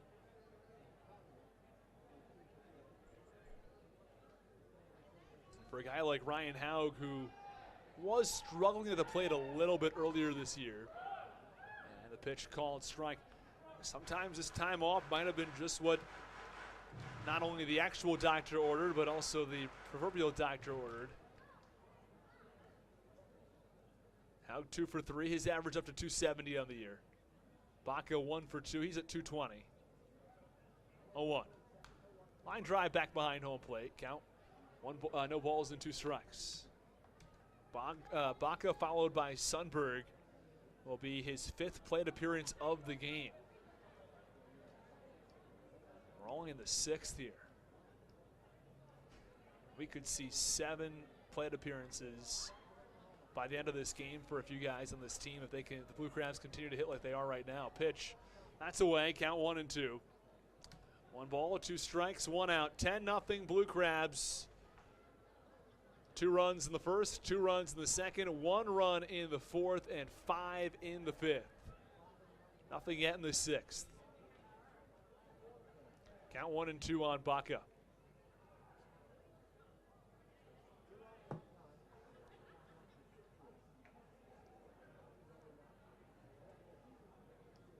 Here's the 1-2. That's away. Count 2 balls and 2 strikes with 2 on. Here in the top of the 6th inning. So earlier today I went to Bagel One Deli and Catering. That was the name of the spot in northern Jersey. You know, it was just the most convenient places near our hotel. And I wasn't about to drive like 20 miles out of the way to get a bagel. Pitch, line drive toward right. Long run for Castillo. He slides and makes a strong catch. Tagging from second to third, it's DeLuca. And so there are 2 outs in the top of the 6th inning.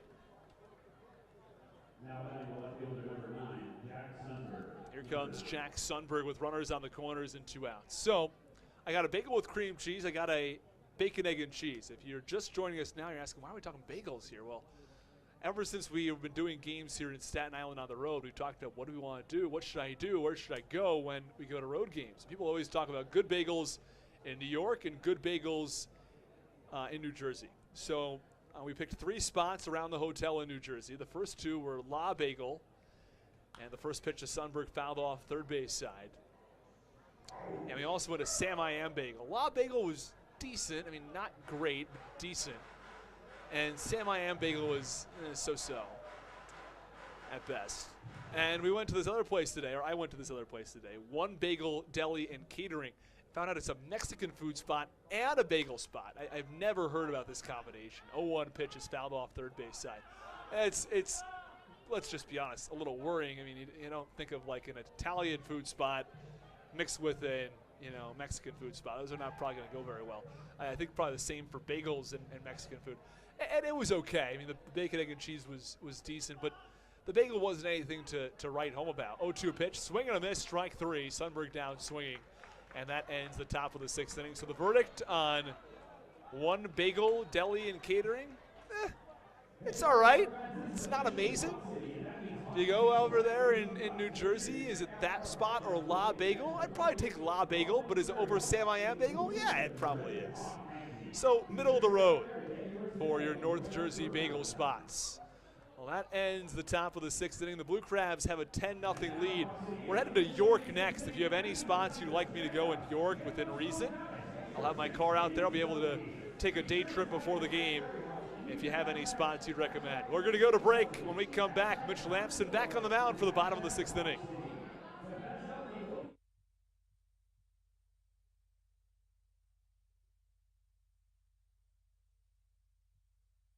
This is Ryan Haug, and you're listening to the Hometown Real Estate Broadcast Network.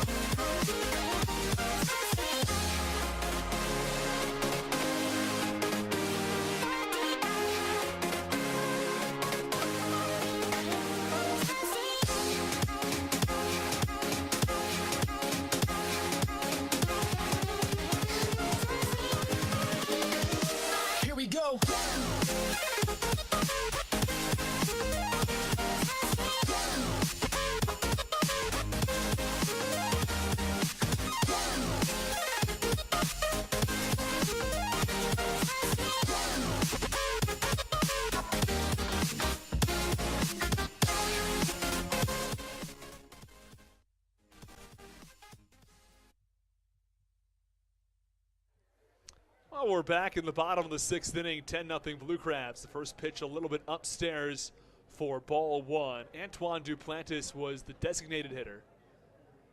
And as a result, it's Viniello who has been pinch hit for.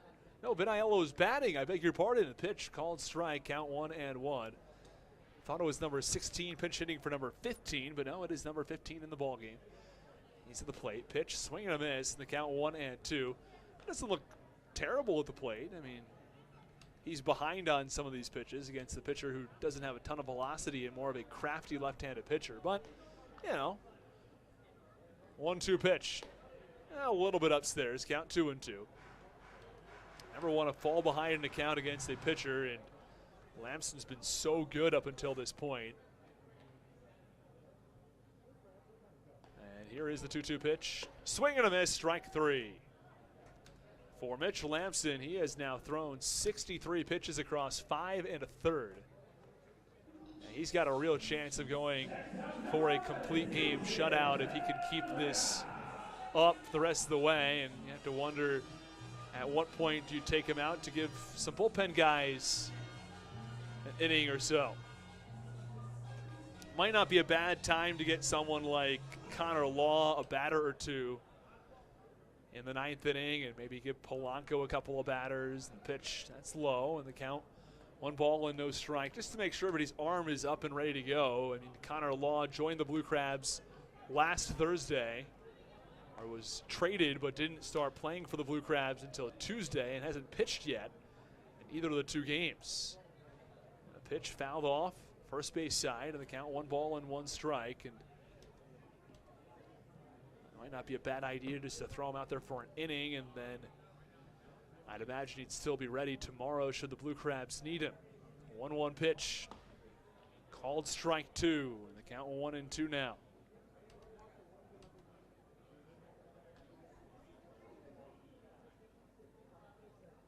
Here is the 1-2 offering. That's low. It's in the dirt. The count 2 balls and 2 strikes. Blue Crabs went with the trio of Herrera, Marathieu, and Lamson during this series. 2-2. Swing and a miss, strike 3. Oh, another beautiful breaking ball, and Lamson's been dominant ever since the very early stages of this game. I mean, it's been really quite incredible to see what he has put forth tonight. He allowed a double in the first inning. In the second inning, he allowed 2 singles. He got Kelsey Whitmore out for the last out in the second. And since then, a 1-2-3 third. In the fourth, another 1-2-3 inning. And a 1-2-3 fifth. And the first 2 outs here in the sixth. As the pitch is inside in the count, 1 ball and no strikes. So if you do some math here, the last out in the second, 1-2-3 in the third, 1-2-3 fourth, 1-2-3 fifth, and first 2 outs in the sixth. As the 1-0 pitch is low, or I beg your pardon, it's chopped foul. It was low and probably out of the zone, but Aguilar swung and grounded it foul. That's 12 consecutive batters retired from Mitch Lamson. 12 in a row. And the 1-0 pitch, or 1-1 pitch, I should say. Now that pitch is low, and the count 2 balls and 1 strike.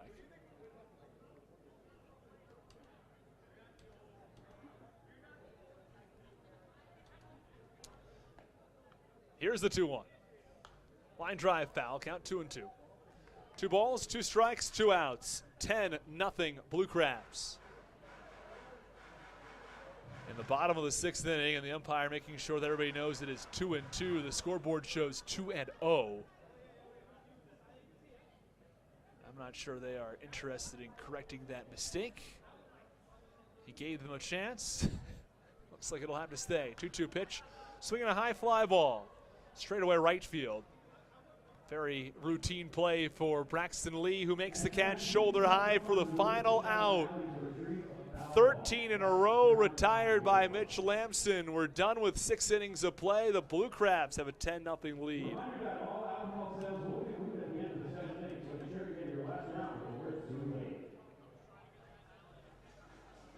Broadcast Network.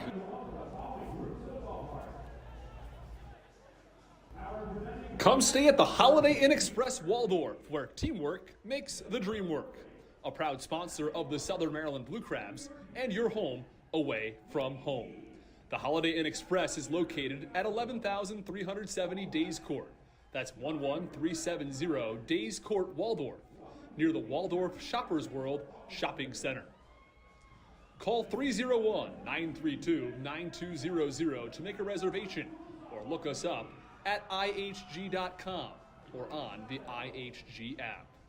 Come put your feet up and enjoy the complimentary free breakfast and indoor heated pool at the Holiday Inn Express, Waldorf.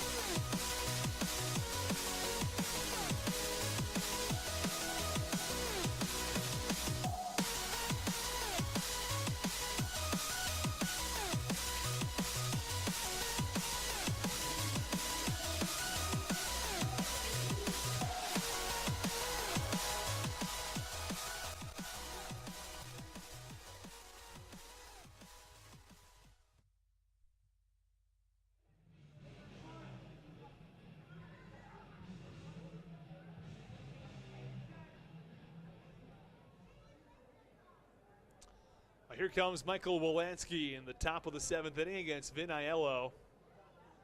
Oh, no, I beg your pardon. Joe Kuzia enters the game.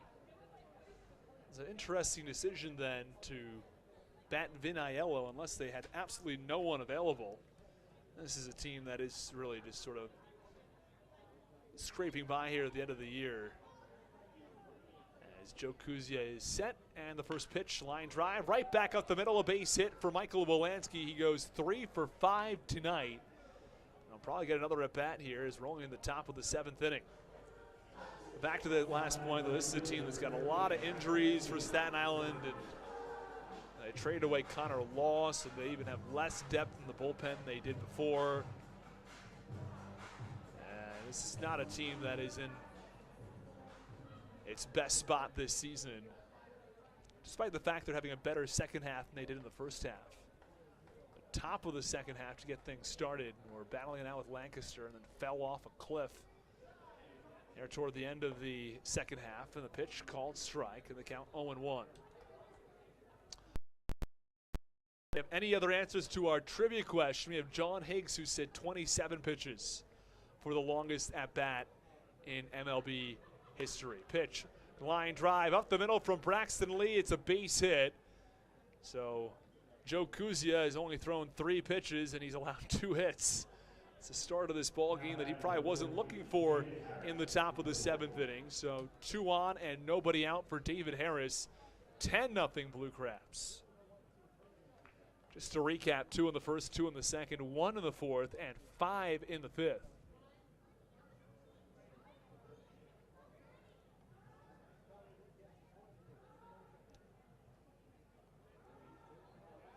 And it's Kuzia who comes set. Here's the first pitch. Swing and a miss. The count 0-1.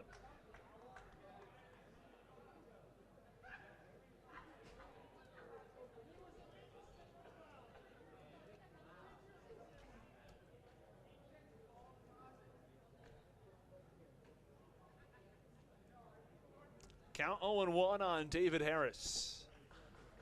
Here's the pitch. That's away. Count 1-1. 1 ball, 1 strike, nobody out. Top of the 7th inning. And Michael Wolanski has a short lead off of second base.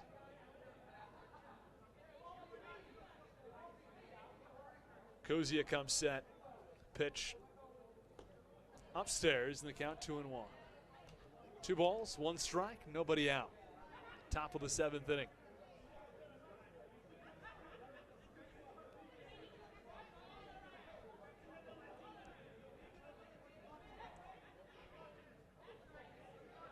Kuzia gets the sign from his catcher. Here's the 2-1. On the ground toward third base. Could be 2 to second for 1. Back on to first, not in time. As they try to 5-4-3 double play. Got the lead out at second in Braxton Lee, but meanwhile it was Michael Wolanski who advanced from second to third. Third baseman Javier Betancourt tried to turn 2. Might have just been the better idea to get the out at third and then see what you have left available, but I think as a third baseman you're always trained. Go around the horn, 5-4-3. And here comes the Blue Crabs third baseman, Alex Crosby. We mentioned this last time he was at the plate, but he is going to WBC qualifiers just a little later on in a couple of days. The last game will be Saturday before he returns later this year for the playoffs. As the first pitch is low for ball 1. Crosby been a big piece for the Blue Crabs all year and has a 2 RBI triple to show for it today. Just 1 for 4 overall though, and the pitch called strike, and the count 1 ball and 1 strike. Wolanski on third, Harris on first. With 1 out in the top of the 7th, still 10-0 Southern Maryland. 5-run 5th, making a big difference at this point. Pitch, line drive to shallow right. That falls for a base hit. Wolanski scores from third.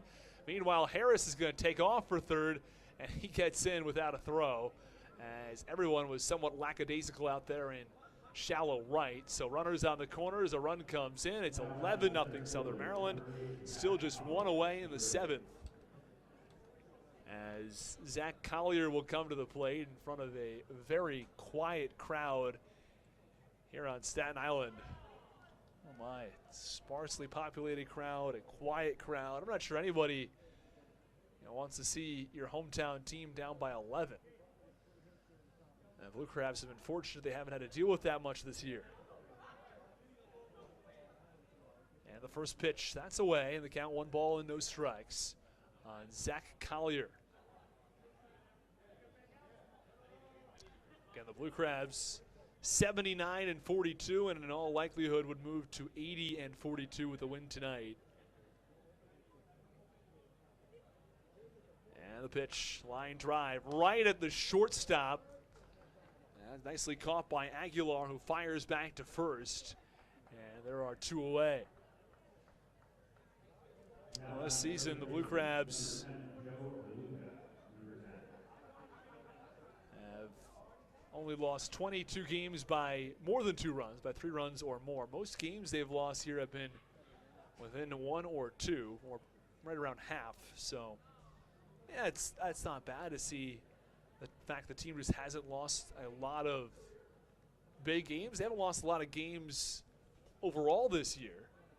And the pitch, it's a called strike, and the count 0-1. Team is 23-9 in 1-run games, 13-11 in 2-run games. So the Blue Crabs have won 44 games by 3 runs or more and lost only 20 games by 3 runs or more. The pitch is away, and the count 1 ball and 1 strike. I think that really tells you more about a team. Games when you win big, because it shows that you're not winning lucky games, right? The team is 43-20 in games that are not very, in games that aren't close, when you're really winning that game handily. 1-1 pitch is upstairs, count 2-1. And there are a whole host of reasons that that's the case. The Blue Crabs have been good in 1-run games and 2-run games. And sometimes people will say that's luck, but I think more than anything else, it's a testament to your bullpen. Your bullpen's not blowing a lot of 1- and 2-run leads late in the game. Count 2-1 to Joe DeLuca with a runner on first and third with 2 outs. 11-0 pitch called strike, count 2-2. Let's give you the answer to your trivia question. After the 2-2 to Joe DeLuca.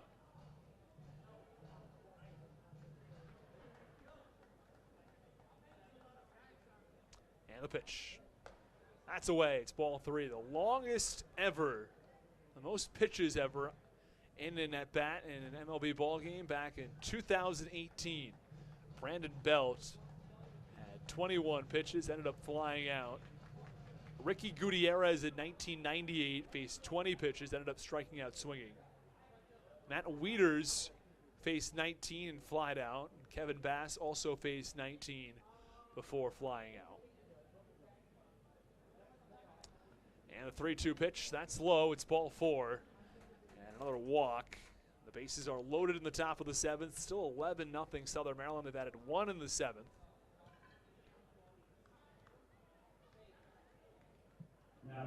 There was a 22 pitch at bat in spring training back in 2019.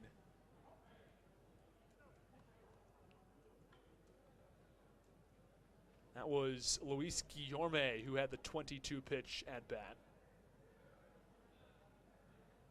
I mean, that's just wild. Here's the pitch. That's away. The count 1 ball and no strikes. I think, it's obviously extremely impressive from the batter's perspective that he's able to foul off so many pitches, and that he's a good enough contact hitter that he's not just swinging away and blindly hacking at the ball. But I think probably more importantly, as the 1-0 pitch is swung on, a high pop-up, shallow right, long run for everybody, but it's Rusty Castillo who comes in and makes the catch for the final out. Well, FerryHawks allow 1 run, but they also strand 3 Blue Crabs runners on base. It's 11-0 Blue Crabs. As we go to the bottom of the 7th inning, first it's time to stretch here on Staten Island. Get up for the 7th inning stretch on the Hometown Real Estate Broadcast Network.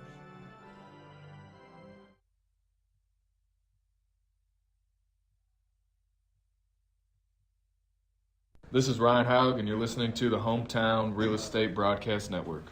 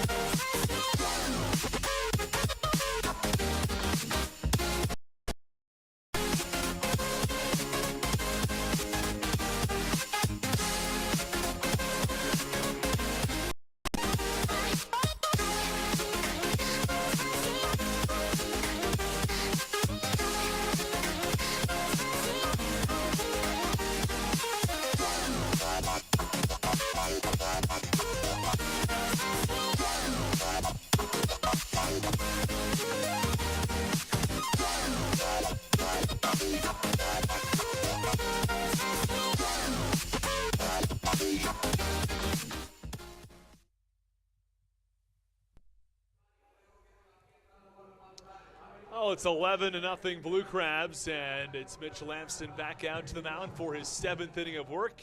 He has retired 13 consecutive batters. It's been another one of those starts from Mitch Lamson. He struggled a little bit last time out. I think the term struggle is somewhat relative when it comes to Lamson, as the first pitch is a called strike and the count 0-1. I mean, he went 6 1/3 and allowed 3 runs in his last start. Still a quality start, but compared to his numbers in July, as that ball is swung on and driven foul right field side, it was well struck. But the count is 0-2 now.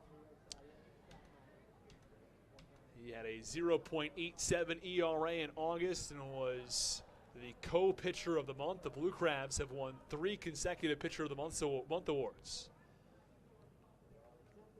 And the 0-2 pitch is a little low and away. Count 1-2. 1 ball, 2 strikes, nobody out. Just to give you an idea of some of the numbers for the Blue Crabs tonight, 11 runs on 14 hits. It's the Blue Crabs team that's 14 for 35 at the plate. They've hit 400 against the FerryHawks pitching staff. 1-1 pitch is upstairs, count 2-1. Or 2-2, I should say. 2-2 pitch, called strike 3. And the scoreboard's been wrong many times up there. That was strike 3 against Ricardo Cespedes, and there is 1 out. Mitchell Lamson picks up his 6th strikeout. And here comes Monhay. Joseph Monhay is the batter against Mitch Lamson. He pinch hits for Rusney Castillo. This is what I don't really understand, why Monhay is pinch hitting for Castillo when he probably could have pinch hit for Aiello. So it goes. In a game like this, I guess they say, hey, why bother? Pitch, swing and a miss, count 0-1. And this is another idea. Hey, maybe we can ask the players this about a potential mercy rule. No, I don't think anybody likes mercy rules per se, but the 0-1 pitch is grounded foul. Count 0-2 now on Joseph Monhay. But we see this in Major League Baseball where you see there are a lot of players who are pitching late in games in blowout games, and then you're not supposed to hit home runs, grand slams, and some bunch of other random rules they've made up over the years. 0-2 pitch is low, count 1 and 2. So those are some of the ones I just don't really understand. It's like, so why are you even playing at this point? If there was blanking on who it was actually, who hit the grand slam for the White Sox. I believe it was Tony La Russa, who got very upset that he had hit the grand slam that his own player had. Well, I'm blanking on who it was. Either way, it was a grand slam, and or upset he had hit a grand slam, and I think it was like a 3-0 pitch or a 3-2 pitch or something. Late in a ball game with I think it was a position player who was pitching at the point.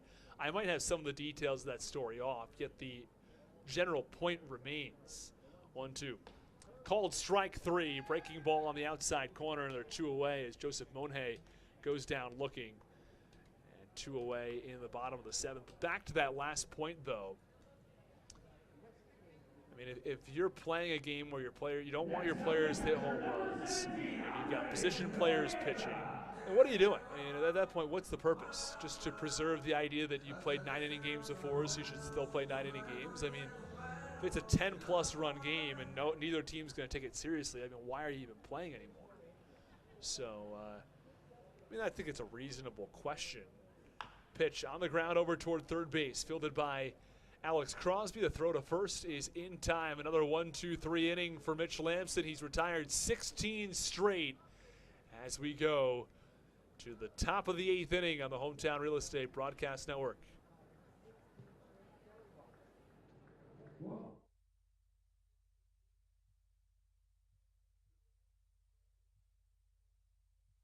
This is Daryl Thompson, and you're listening to the Hometown Real Estate Broadcast Network.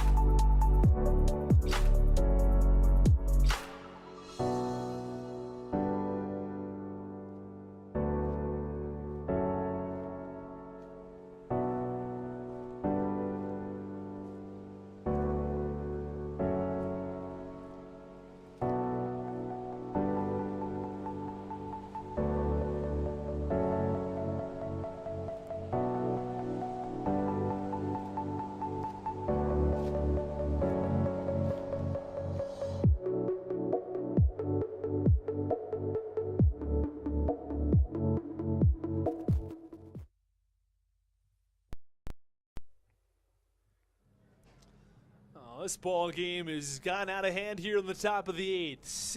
11-0 Blue Crabs across 7 innings. As the Blue Crabs scored 5 in the 5th and really broke this game wide open. Pitch called strike and the count 0-1. It's been really not close since the get-go. And the count 0-1 on Michael Baca.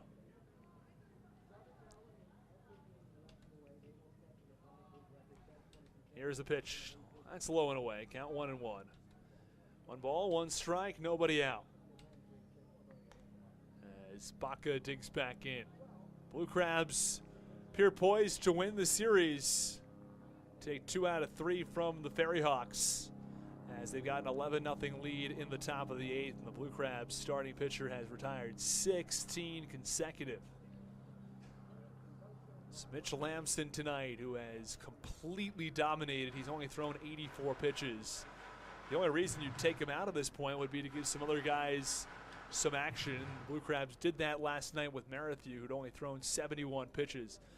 Now, we've talked about that massive, I believe it's a Japanese car ship, that pitch ground ball over towards shortstop from Baca. Fielded the throw to first is in time. Nicely done by Angel Aguilar. There's one out.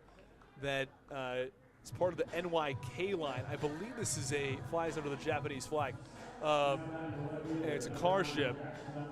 And we've seen a couple of these massive cargo ships. It's a little tough to see. Let's see if I can see it in the camera shot. Be coming over towards center field. It's behind the batter's eye right now. It's a little tough to see because it's not very well lit, and it is obviously very dark. But these are usually car ships, the massive ones with the massive, bottom hull area. And the first pitch is a called strike on Sundberg, and they count 0-1. Sundberg's homered today. Looks like he's broken out of that little bit of a funk he was in. And the pitch is fouled back in the count. No balls and 2 strikes. 1 away after the ground out from Baca. No balls and 2 strikes. We mentioned Lamson, 7 innings, 3 hits, 7 strikeouts. No runs, no walks from the lefty. It's really remarkable what he's been able to do, especially recently. 0-2. It's outside, and the count 1 ball and 2 strikes. He's thrown so many innings that an outing like this is not a massive difference on his earned run average, though, funny enough. Came in with a 3.77 ERA. It's down to 3.60. But you'd think 7 innings of shutout ball would lower your ERA by more than 0.17. Pitch called strike 3. Sundberg looks at a fastball over the middle of the plate, and it's a second out in the top of the 8th. And Michael Wolanski will dig in. This is Wolanski's 6th plate appearance of the day. He's 3 for 5 already. He has a couple of doubles. He's got a couple of RBIs and had a single back in the 7th. It's possible we see him bat a 7th time. Pitch called strike, but seems as though Joe Kuzia has largely gotten things under control after a tough top of the 8th inning.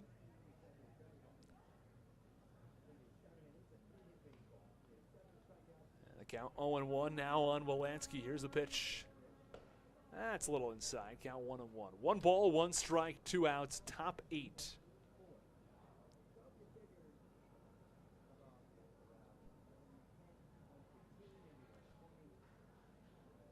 And the count 1 ball and 1 strike on Wolanski. Matt Hibbert is going to be pinch hitting for Braxton Lee. He's on deck, and the 1-1 pitch fouled away. Count 1-2. I think at this point, Stan Clyburn probably just trying to get some other guys involved, especially as part of a late season push when this team is gearing up for the playoffs. And you sort of want to do 2 things at once, right? You want to make sure you're playing your best baseball as you go into the postseason. 1-2 pitch, line drive, foul. At the same time, you want to make sure that your team's fully rested going into the postseason. Now, for the Blue Crabs, it's less of an issue because you're playing the team you're going to be playing in that first round, playing the Lancaster Barnstormers. Whether it's via the Barnstormers winning the division or whether it's, from a wild card, seems most likely. Pitch on the ground over to shortstop, fielded by Aguilar. Throw to first is in time to get Wolanski. A 1-2-3 inning for Joe Kuzia. As we go to the bottom of the 8th, let's see if Mitch Lamson's back to the mound. Yes, he is. He trots back on the mound. He's gone 7 shutout innings, retired 16 in a row. As he steps on the mound for the top of the 8th inning, you're listening to Blue Crabs Baseball on the Hometown Real Estate Broadcast Network.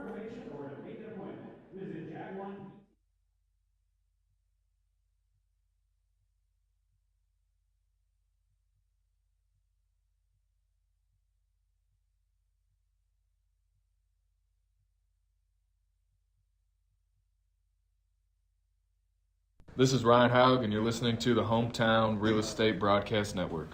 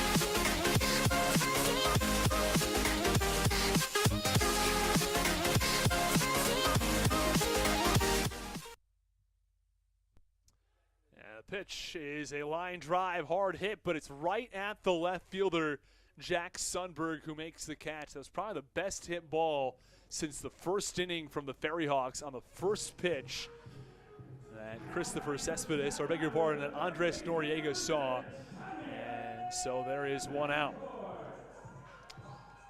Bottom of the 8th inning, 11-0 Blue Crabs. This game has spiraled out of control for the FerryHawks. 2 in the first, 2 in the second, 1 in the fourth, 5 in the fifth, and 1 in the seventh. Pitch is a called strike, and the count 0-1. Count no balls and 1 strike with 1 out.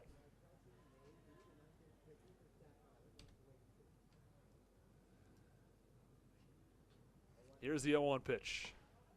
It's a little outside. Count 1 ball and 1 strike. 1 ball, 1 strike, 1 out.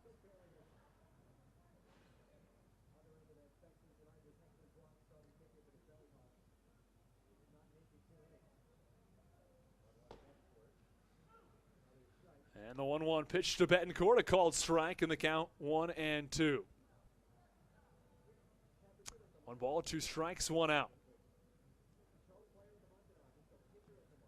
Here is the 1-2 from Lamson.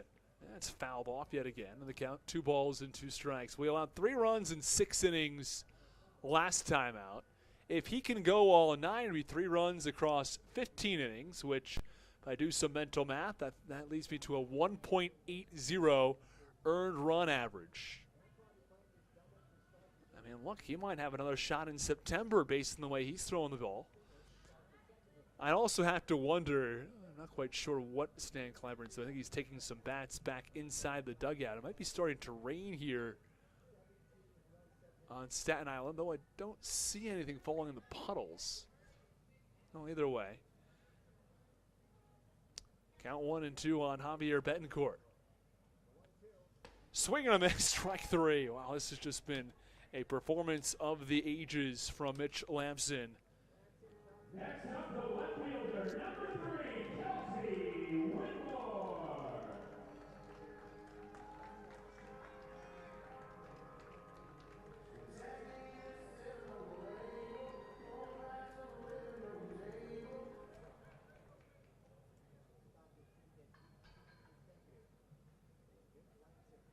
And here comes Kelsey Whitmore, bottom of the 8th inning. First pitch, swing and a miss, and the count 0-1. Lamson 8 strikeouts across 8 innings and 90 pitches. That's it for the lefty. We've seen games where he's thrown 136, I think it was, or 134. across 8 innings tonight, 90 pitches across 7 2/3. We'll have to see how long it takes for him to work against Kelsey Whitmore, as they've got some Zombie Nation going, as the home plate umpire in tonight's ball game, Federico De Jesus, has a quick conversation with everybody. I'm not entirely sure what the conversation was about. Everything seemed cordial up until this point, but now walking out to the mound, taking his time, and one of the all-time great sports songs, Zombie Nation. 0-1. Foul back, count 0-2. No balls, 2 strikes, 2 outs. Fans, while you're still watching here, how about you throw in some of the other great sports songs? Zombie Nation, I think Seven Nation Army is another great one. Here's the 0-2. Swing on a line drive, well struck off the bat of Kelsey Whitmore, but it's right at the left fielder, Jack Sundberg, who makes the catch for the final out. Well, that ends things in the bottom of the 8th inning. It's Mitchell Lamson, who's retired 19 straight at the end of 8. It's 11-0 Blue Crabs on the Hometown Real Estate Broadcast Network.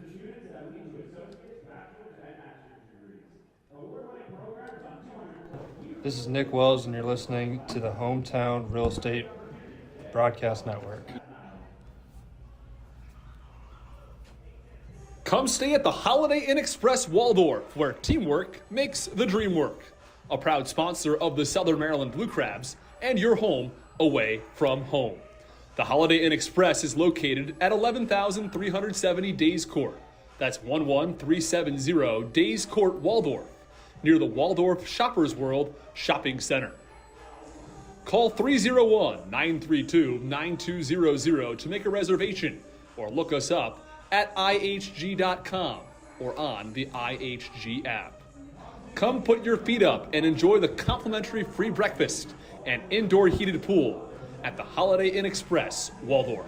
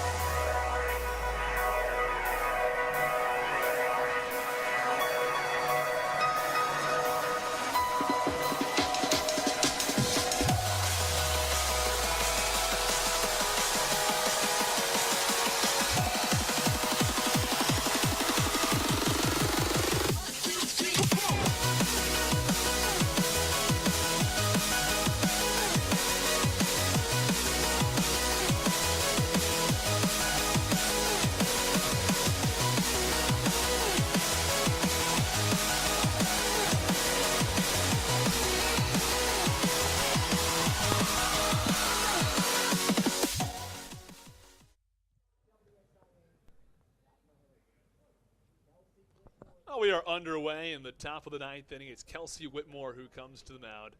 And the first pitch is a little bit low in the count, 1-0. Kelsey Whitmore making her first appearance since June 25th.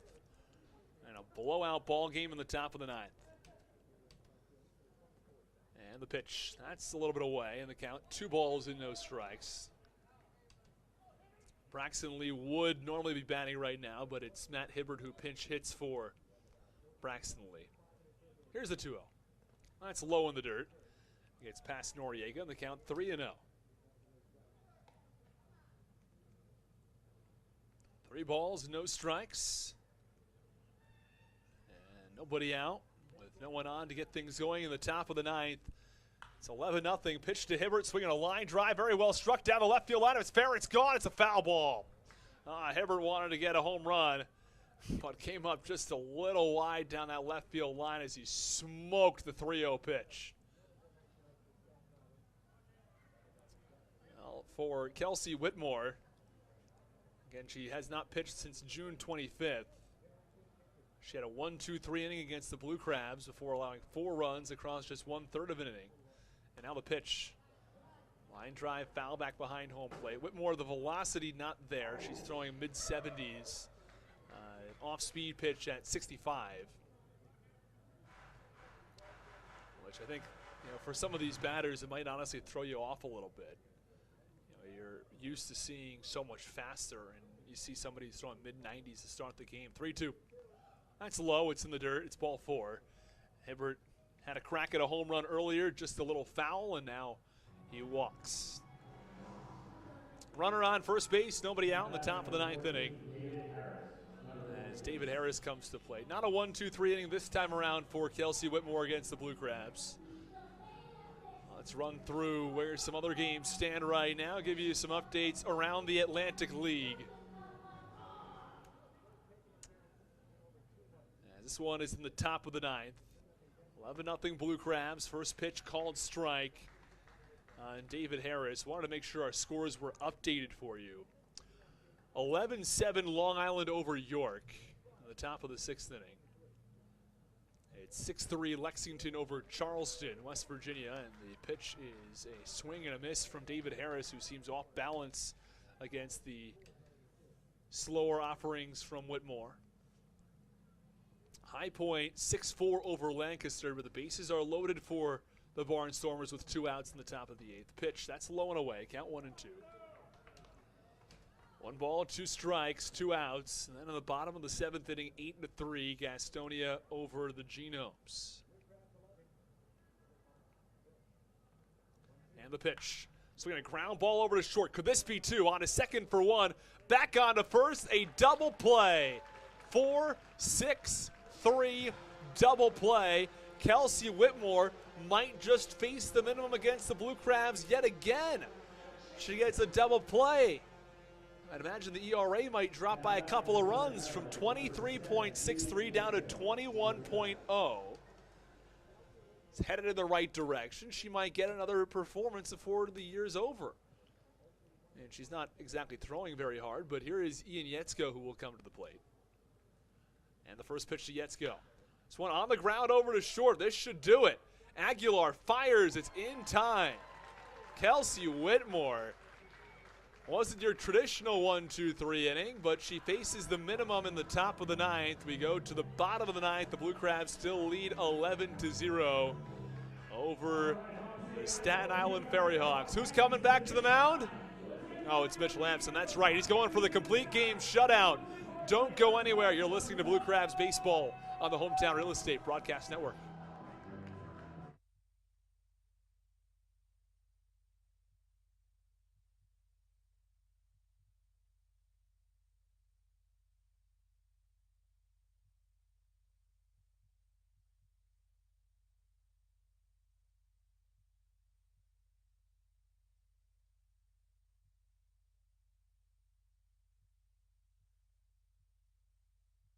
This is Michael Baca, and you're listening to the Hometown Real Estate Broadcast Network.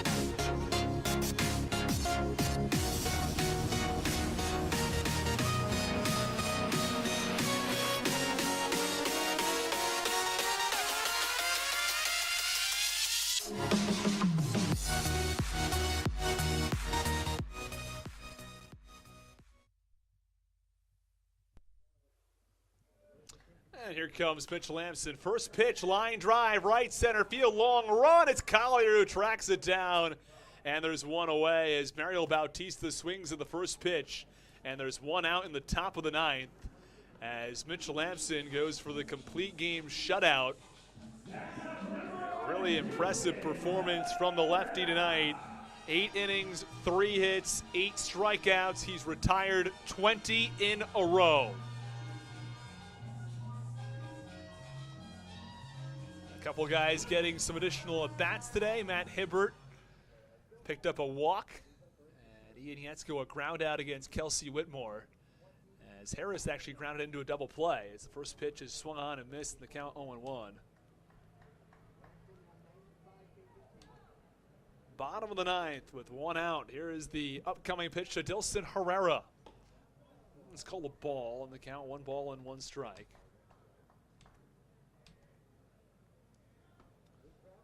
And Herrera. 1 ball and no strikes. Oh, it is 1-1. Pitch, check swing, that is low. Count 2-1.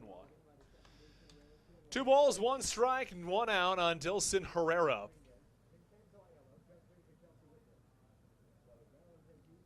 Followed by Angel Aguilar. Pitch, line drive foul. Count 2-2.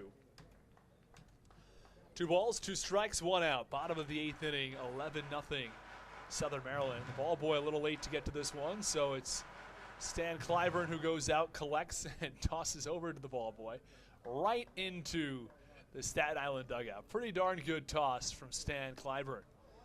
2-2 up and away, count 3-2. 3 balls, 2 strikes, 1 out on Dilson Herrera. And the pitch, foul back. Count remains 3-2. 3 balls, 2 strikes, 1 out. It's Lamson who has retired 20 consecutive batters. A special performance tonight from the lefty. Well, fans, if you stick around, as the pitch, big wave and a miss. And now we've got I would have thought it was a ship, and that's strike 3. It's 2 away. And 21 in a row. It was a loud sound. I thought we had a large cargo ship that might be coming by, but not to be. If you stick around until the end of the ball game, we will put up a picture of the Evergreen ship passing earlier today. So stick with us for the post-game show. We'll put that up as soon as this ball game is over.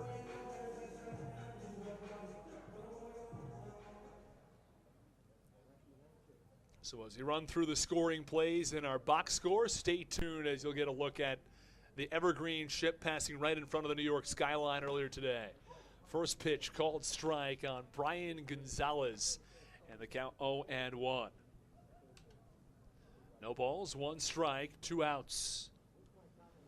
And the 0-1 pitch on the ground is short. This should do it. Baca fields. He's got plenty of time. He fires to first, and that ends the ball game. A complete game shutout for Mitch Lamson, who retires the final 22 consecutive batters to end the ball game. Wow. There's really not much more you can say than that.